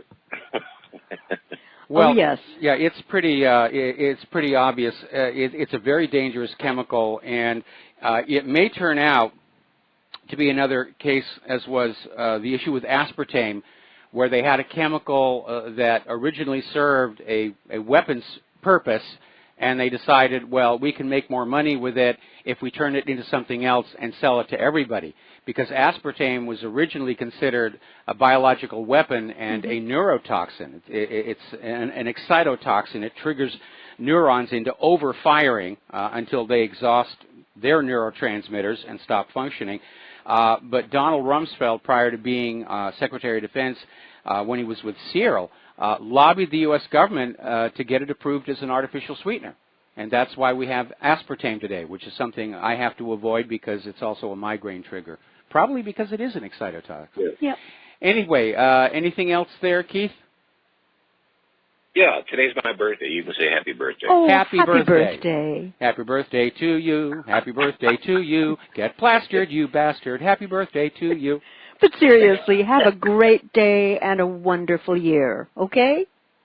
Yeah, you two over there too, okay? And I think we're going to get some snow here. Anyway, my best to you guys and good show. All right. Thanks so much. All right, yeah, they're getting snow all over the place. All right, we're going to close the phone lines now, and it's time to turn the show over to Claire.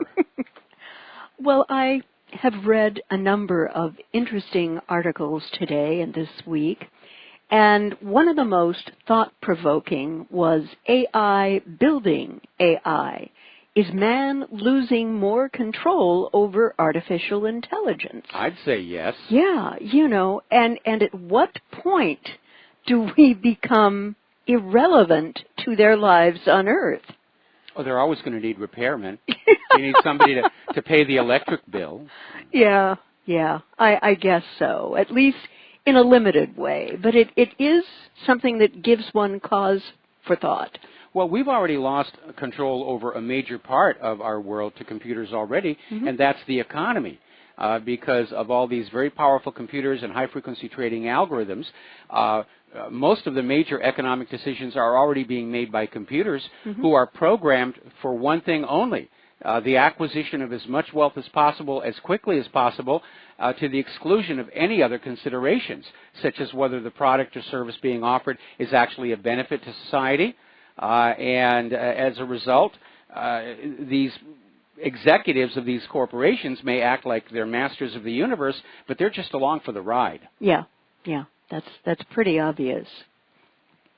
I would like to move over now to the world of medicine. Apparently, the FDA just approved a smart pill, antidepressant, so the government can track you as they force medicate you. And what this is called is Abilify MySight, and it's a pill with a sensor that digitally tracks if patients have ingested their medication. And it was approved for sale in mid-November. Now, a month after the drug's approval, several of the world's leading medical doctors are questioning the ethics surrounding the controversial drug. And I think we have a shout-out coming up. Yes, we're going to do a shout-out to our on-air affiliates who are rejoining the network. And presumably using compliance with taking prescribed medication as justification, the drug has an ingestible sensor embedded in the pill that records when the medication was taken. Abilify MySite was approved for the treatment of schizophrenia, acute treatment of manic and mixed episodes associated with bipolar disorder, and for use as an add-on treatment for depression in adults. And Abilify is a selective serotonin reuptake inhibitor, SSRI. Oh, those work wonderfully. Yeah, right, as we have seen. A class of drugs which by law must contain the following black box label for consumers. And it says that this stuff should never be given to elderly patients with dementia-related psychosis treated with antipsychotic drugs, and they're at increased risk of death. Not approved for the treatment of patients with dementia-related psychosis, increased risk of suicidal thinking and behavior in children, adolescents, and young adults taking antidepressants, and the doctors are supposed to monitor for worsening and emergence of suicidal thoughts and behaviors. Well, how the doctor's going to do that? It takes you 3 weeks to get an appointment. Yeah, I know. And it's been linked to serious impulse control problems in patients. And in May of 2016, the FDA issued a warning to consumers about the drug's dangers associated with compulsive and impulsive behavior. According to the FDA, taking Abilify can lead to the following behaviors, among others: pathological gambling, side effect, and but the description does not entirely reflect the nature of the impulse-controlled risk that we identified. Yeah, so I swear to God, Judge, the reason I attacked that woman is I was on Abilify. Yeah, exactly. I'm not guilty. I'm innocent here. Yeah, and now they are forcing people to take it with something that tracks they're taking it. Yes.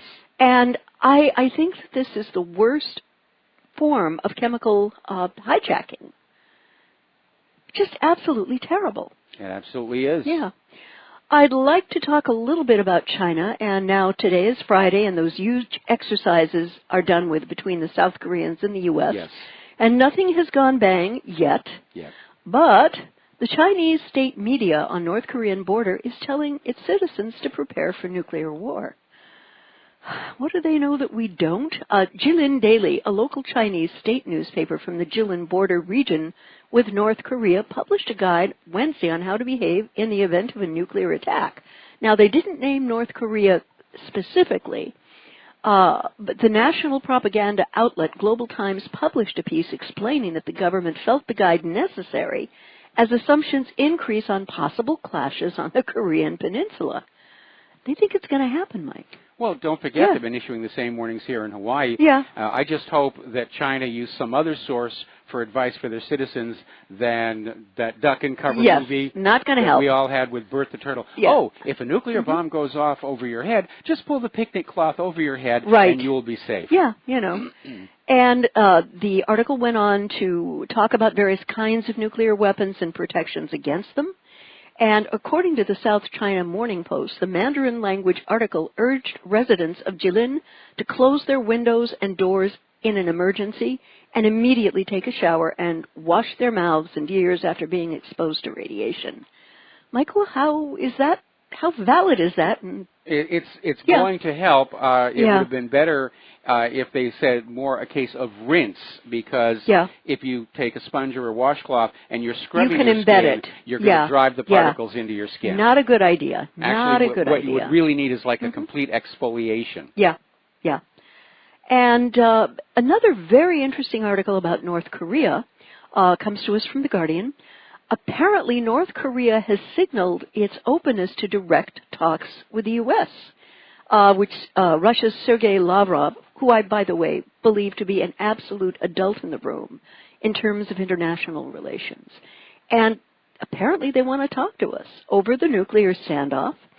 And he said he passed the message to his counterpoint, Rex Tillerson, when the two diplomats met in Vienna on Thursday. Now, there was no immediate response from Tillerson, but the official position of the State Department is that the North Korean government would have to show itself to be serious about giving up its nuclear arsenal as part of a comprehensive agreement before a dialogue could begin. Well, of course, North Korea is not going to do that. No. Because every time a country has surrendered their weapons as a condition for talks with the United States, the talks end with an invasion. They did it to Libya. They did it to Iraq. They did it to Syria. They're getting ready to do it to Iran. So no. If North Korea wants to talk, it's basically to say, you know, we're now a peer. We're a nuclear nation. Yeah. You will not invade us. We will make it cost more than it's worth. Yeah, yeah. And apparently Lavrov conveyed the apparent offer on the day a top UN official, Jeffrey Feltman, met the North Korean Foreign Minister Ri Yong-ho in Pyongyang during the first high-level UN visit to the country for about 6 years. Feltman is an American and former U.S. diplomat, but the State Department stressed he was not in North Korea with any message from Washington. And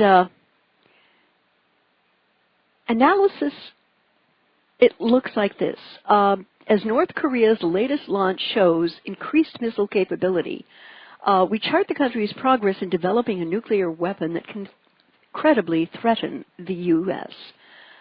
We know that North Korea wants, above all, to talk to the United States about guarantees for security. We are ready to support that. We are ready to take place in facilitating such negotiations, Lavrov said in an international conference. Russia, again, showing that they can be flexible, that they can create dialogue, and possibly some meaningful results. As opposed to head-on confrontation, which is the U.S. style. Yeah, you know, don't beat the other guys up. Let's sit down. Let's talk, you know.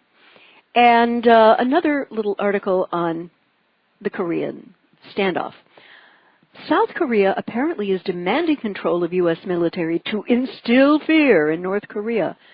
I would say very gently to the South Korean leadership, Mike, that's going to happen when pigs discover their aerodynamic. Ain't going to happen. Well, especially with the new president of South Korea really not wanting the military to be there. Yeah. I think probably their goal there in having direct control of the U.S. military is to hold them back. Yeah, and prevent something stupid from happening. Yes. I agree entirely.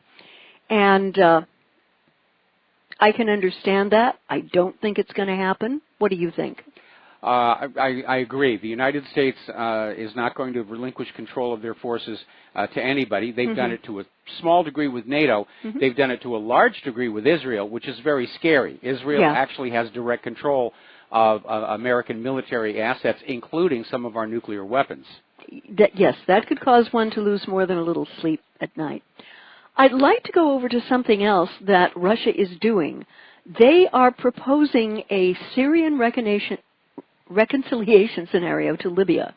Firas Khalidi, a member of the Syrian opposition's High Negotiation Commission, welcomed Thursday Russia's call for holding direct negotiations between the delegations of the Syrian government and the country's opposition in Geneva. Note that the United States was not really invited to that. No, definitely not, because it is in Syria against the wishes of the Syrian government. Yes. It is an occupation of a sovereign nation, wrong and bad completely. And the people in the opposition are really respecting what the Russians are having to say about this.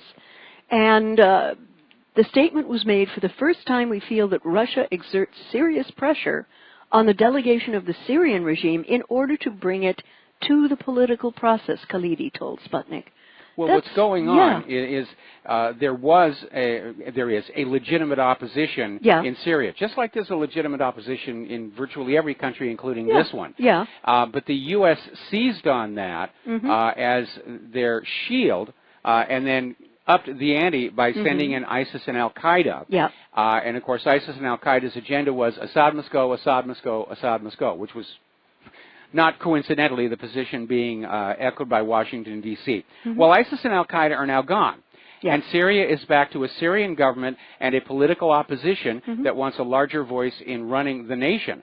And I think Assad has already indicated his willingness to work politically with the opposition and maybe bring them into the government. That was a smart move on his behalf. And of course, the U.S. tried to prevent that with ISIS and Al-Qaeda, and so Russia is now gluing that back together. And so for the second time in Syria, Russia has yanked the rug out from underneath U.S. intentions. And how the United States is going to respond is very hard to predict right now, especially with the utter recklessness of Donald Trump's announcement on Jerusalem, because the United States wants to stay in Syria, and I don't think they entertain serious ideas that they can still prevail but I think they want to avoid having to admit they lost this one, even though that's the opinion of pretty much everybody around the world. Yeah. And apparently this came directly from Russian President Vladimir Putin, and the Congress will aim at adopting final documents on reconciliation and creating a committee that will draft a new constitution. All of that seems to be, you know, pretty straight up and straightforward to me. Again, Assad and the opposition were already talking about this 6 years ago. Yeah. The U.S. came on in and said, we're all for it. The only difference is Assad has to go. Yeah. Yeah. And apparently all Syrian ethnic groups and religious sects, as well as opposition factions from Syria and abroad, have been invited to participate. This is let's build a big house. Yes. Let's work together. Apparently the UN, the ICRC, Health Charity, and the World Health Organization are expected to act as observers. And this, to me, sounds like a positive move toward a future for Syria. That this is it's, Putin playing statesman yet again. Right. Absolutely. Right. And we have the following news, which is Arab-backed forces seize Yemen coastal area. Saudi-backed forces. Seize Yemen. Well, so much for Donald Trump's call for Saudi Arabia to lift that blockade. Not happening. Saudi warplanes continue to pound the Yemeni capital city of Sana'a at a huge rate yesterday, which is something that I predicted. If the starvation and the bombing runs and the illnesses, now they've not only got cholera to deal with in Yemen, they've got diphtheria. And no medical help on the ground whatsoever. People are dying. Children are dying horribly. This does not make me happy. And reports of the Kuka district on the Red Sea coast of Yemen say that pro-Saudi forces have more or less entirely captured the area, which includes a town and a small fishing port. At least 25 were killed in the fighting. The district isn't of that much value, but the push is in keeping with the Saudi-led efforts to conquer as much of the Yemeni coast as possible to ensure that shipments of food and medicine into the country are more or less exclusively under their control, meaning ain't gonna happen. Is not going to happen whatsoever. So my earlier assessment of Donald Trump's call for Saudi Arabia to lift the blockade, he just issued that statement to try and counter the psychological impact of the announcement on Jerusalem. Not really going to happen. No, definitely not. And the UN Humanitarian Coordinator for Yemen, Jamie McGoldrick, says that there has been no progress seen with respect to the Saudi blockade of Yemen, adding that there have been 15 aid ships, mostly laden with food and fuel. They're just parked off the coast. They can't get permission to reach the port.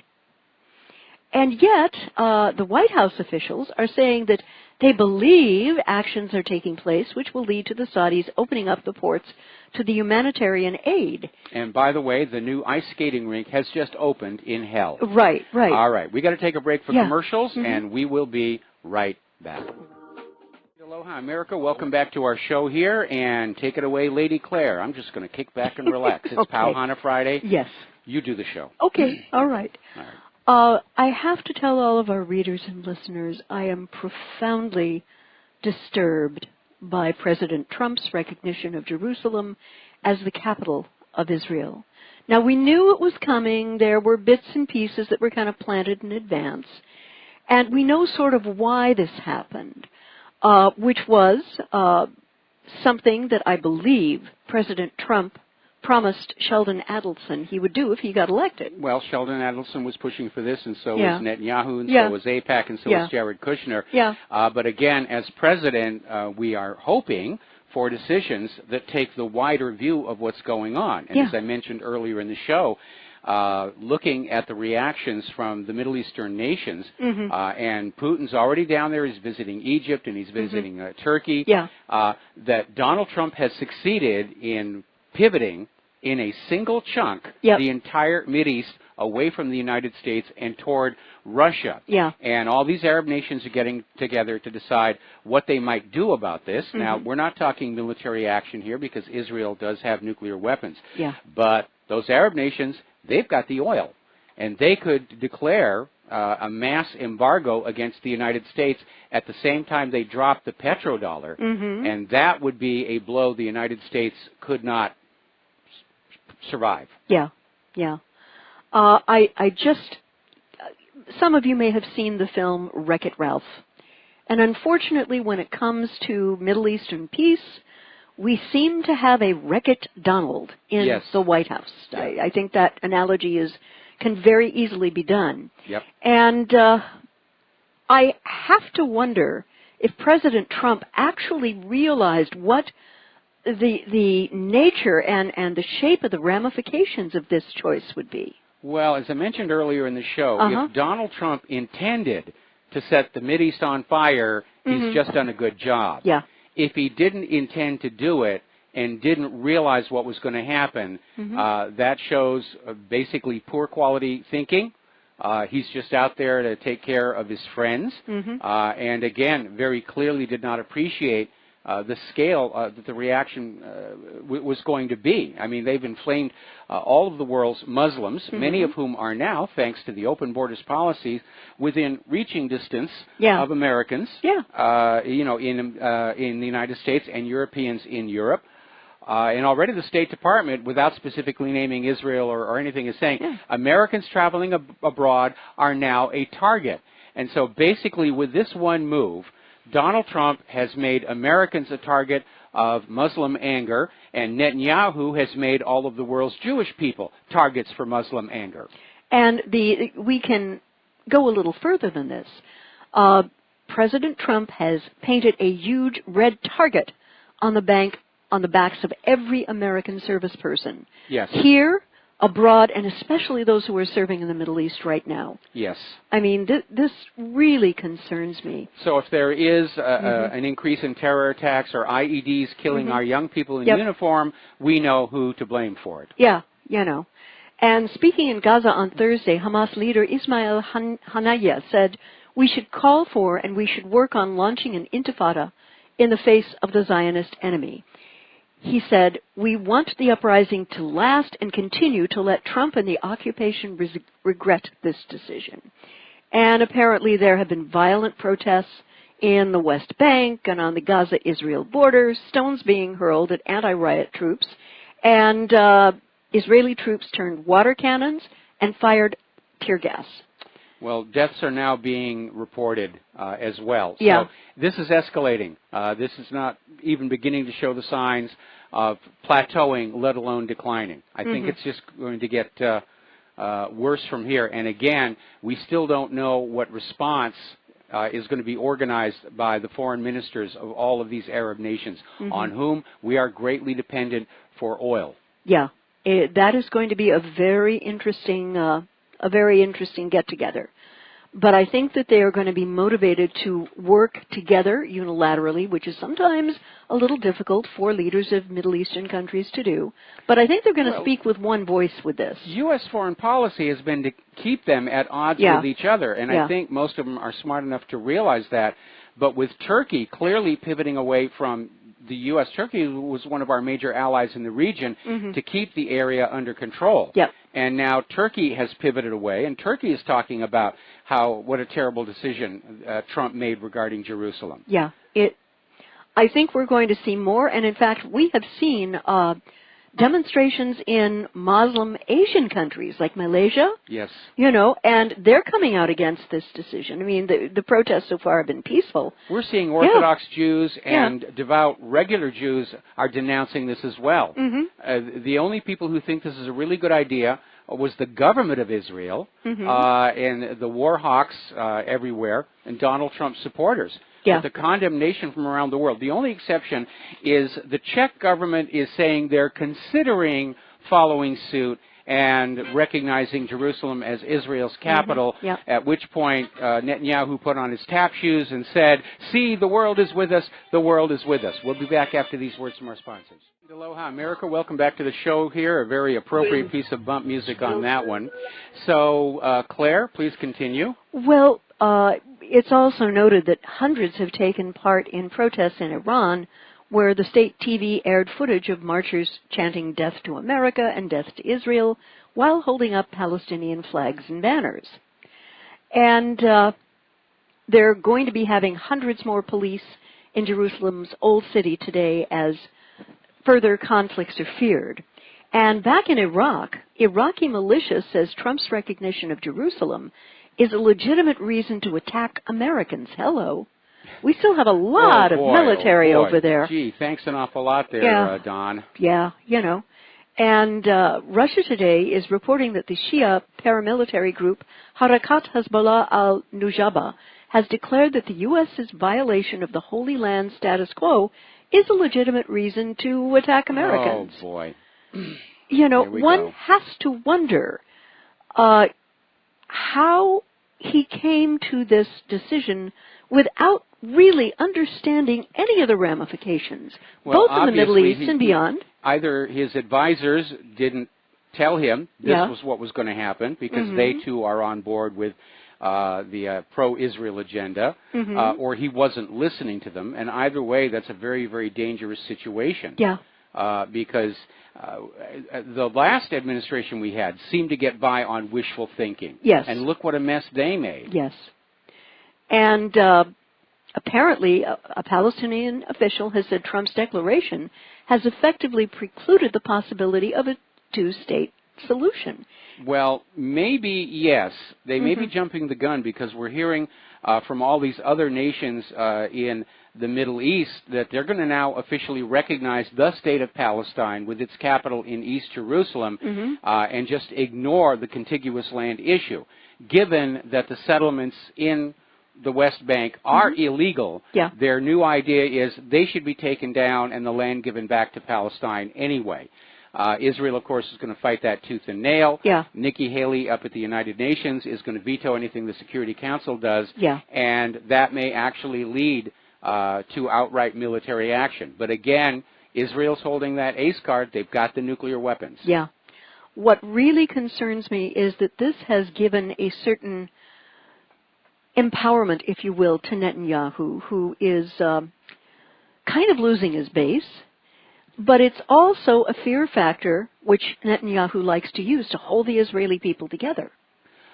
I don't know that Netanyahu is getting a boost from this, because we're seeing, again, from all these ordinary religious Jews and Orthodox Jews, they don't agree with it.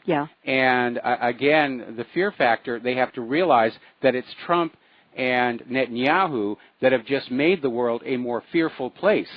It's not the Muslims who have done it, who've kicked off this thing. It's Trump and Netanyahu.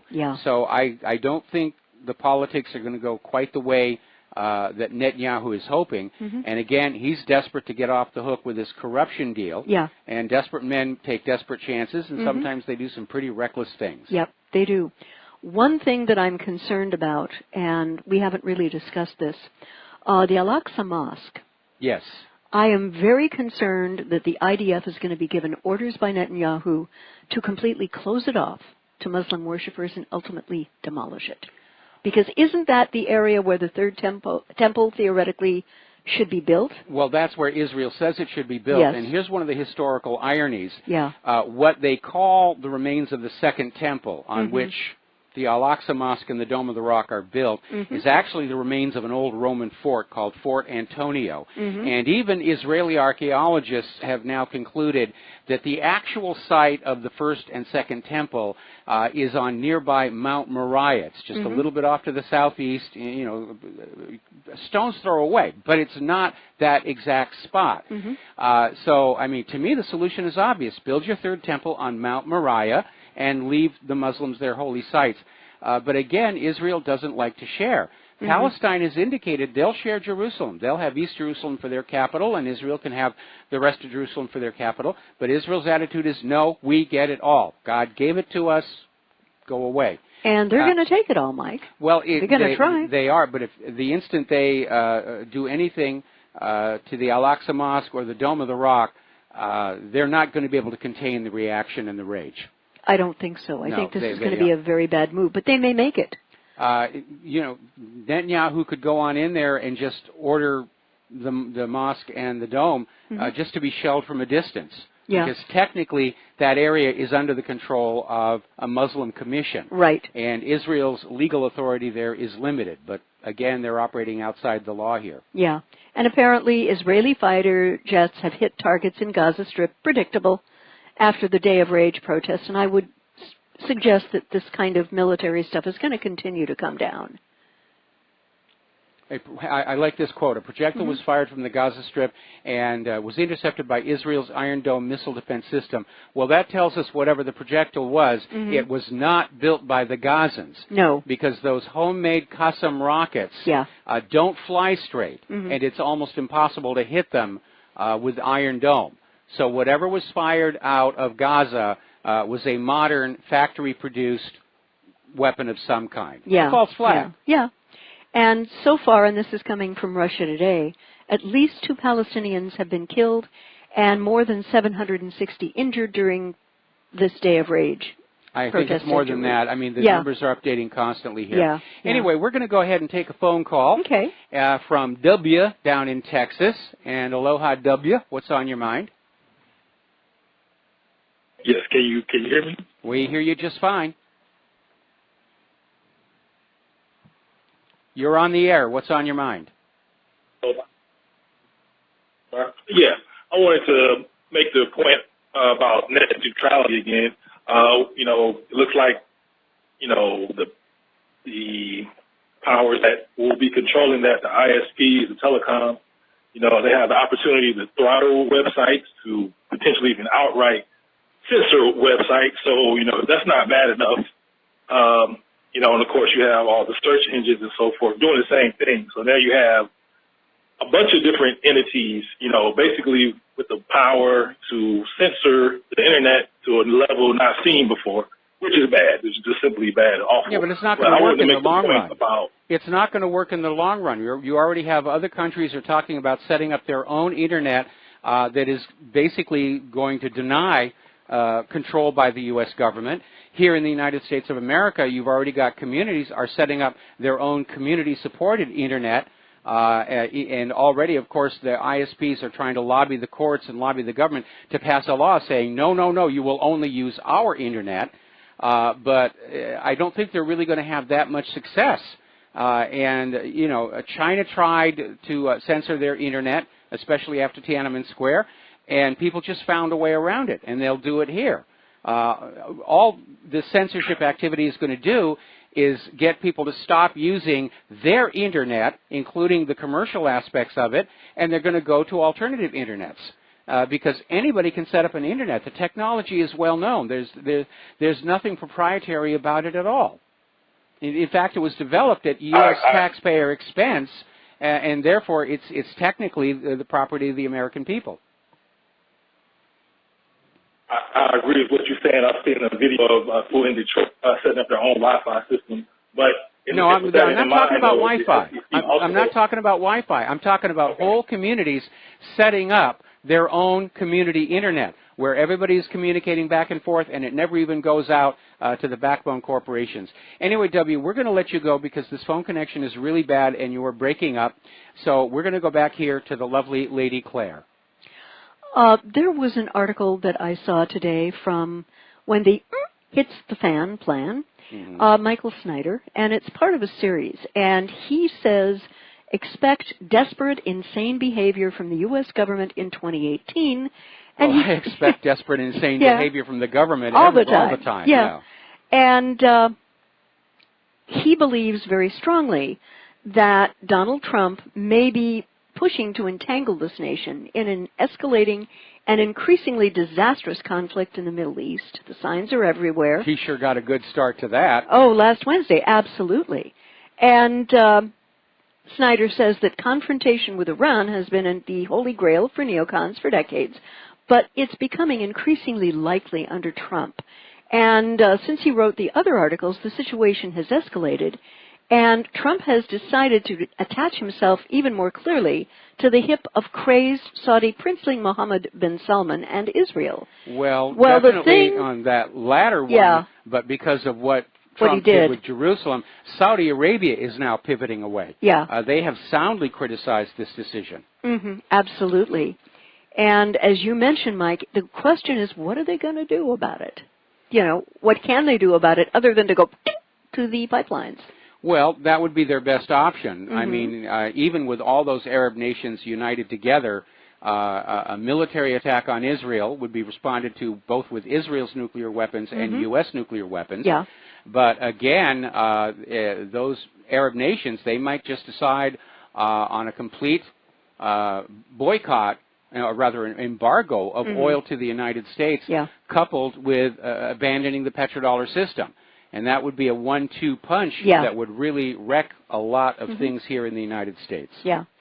And it will be interesting to see how things play out over the weekend and into next week, and what the growing ramifications of this decision by President Trump will be.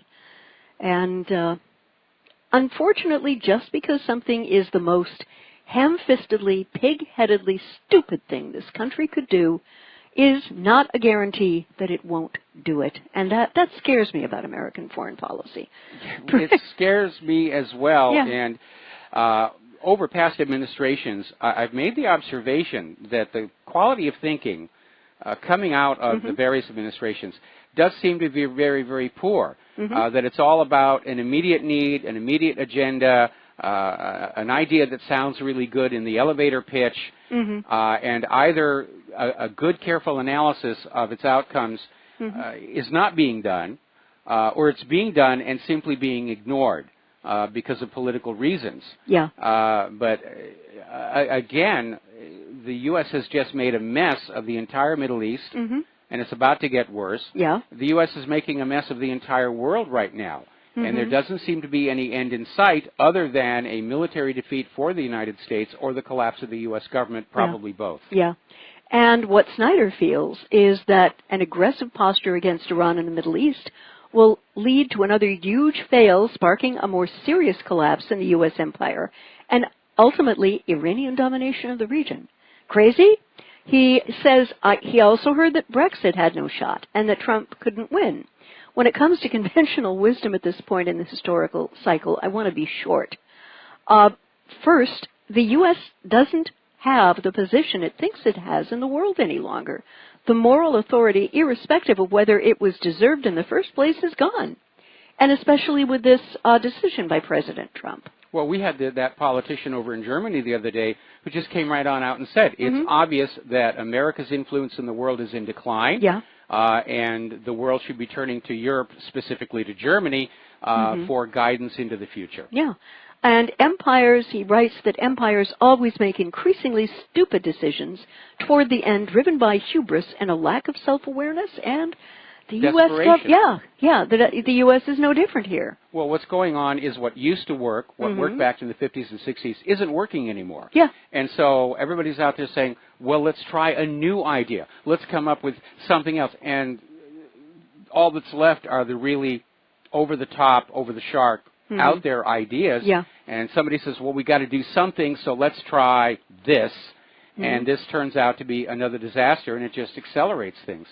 So I think we're into the end game, the final chapter of the history of the United States of America, and I think we're heading toward a Soviet Union-style collapse. And what we, as the American people, need to be ready to do when it happens is stand up and say, thank you very much. We will decide the nature of the government that comes to this land next, because there's going to be all kinds of carpetbaggers coming on in and saying, we've got yourself a new government here, just sign your name on the dotted line, we'll set up a new private central bank, and everything will be just hunky-dory. And the other thing that Snyder mentions is that the U.S. would be getting into bed if, he's talking about Saudi Arabia, with a complete and total lunatic when it comes to de facto Saudi leader MBS. Pretty much everything this guy touched turned to, well, shall we say, excrement, with his campaign in Yemen and attempting to isolate Qatar being prime examples.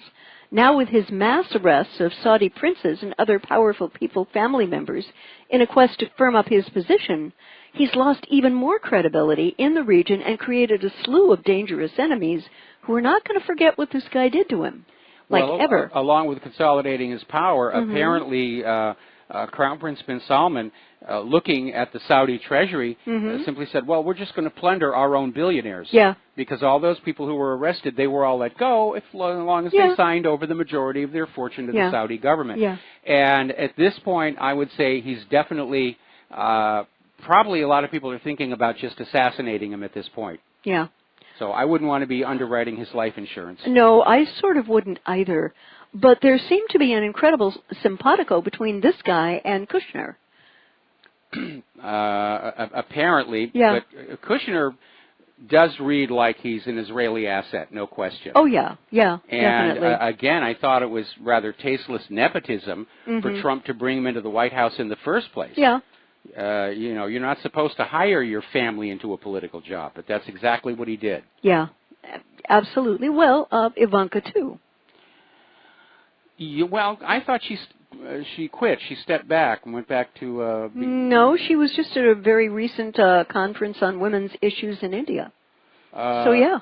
As an official representative of the government, yes. or just as Ivanka Trump? I believe as a representative. Okay, because I remember there'd been a backlash when he hired her, and there was talk about where she was going to leave her official position at the White House, but she can still be an ambassador at large without being an issue. Yeah. Anyway, we're coming up here on a commercial break. Have you got something short to share with us here? I have something a little long, so I'm not going to share it yet. I'm going to have to share it after the break. All right. Well, then, let me grab something off of my talking points here. Okay. Barack Obama is out there saying that the U.S.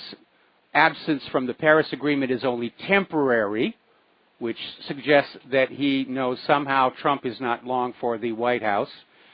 And... well, let's just cut on down to the chase. It's snowing in South Louisiana. Oh, boy. It's snowing in Austin. Ooh. Somebody took a photo of a snowman on the lawn of the Alamo. And we will be back after these few words. Okay. And aloha, America. Welcome back to the show here. And I don't know why that bump is always at the end of the show, because we're at the end of the show and we don't take phone calls here. So, Claire, you had one more story you wanted to share with us. Yes. It's titled Silicon Valley's Working Homeless, showing how hard life is in Democrats' paradise. And, of course, we know Silicon Valley is the home to tech giants like Facebook, Apple, and Google. But unfortunately, it's also home to a surging working homeless population who live in dilapidated RVs, tents, and their own cars, basically because of policies enacted by the Democrats. And the surging number of those working in Silicon Valley and still unable to afford adequate housing should be a warning to big government, but it sure doesn't seem like anyone is taking notice as their taxes continue to rise. And as governments creep toward socialism, though, poverty becomes the norm, not the exception.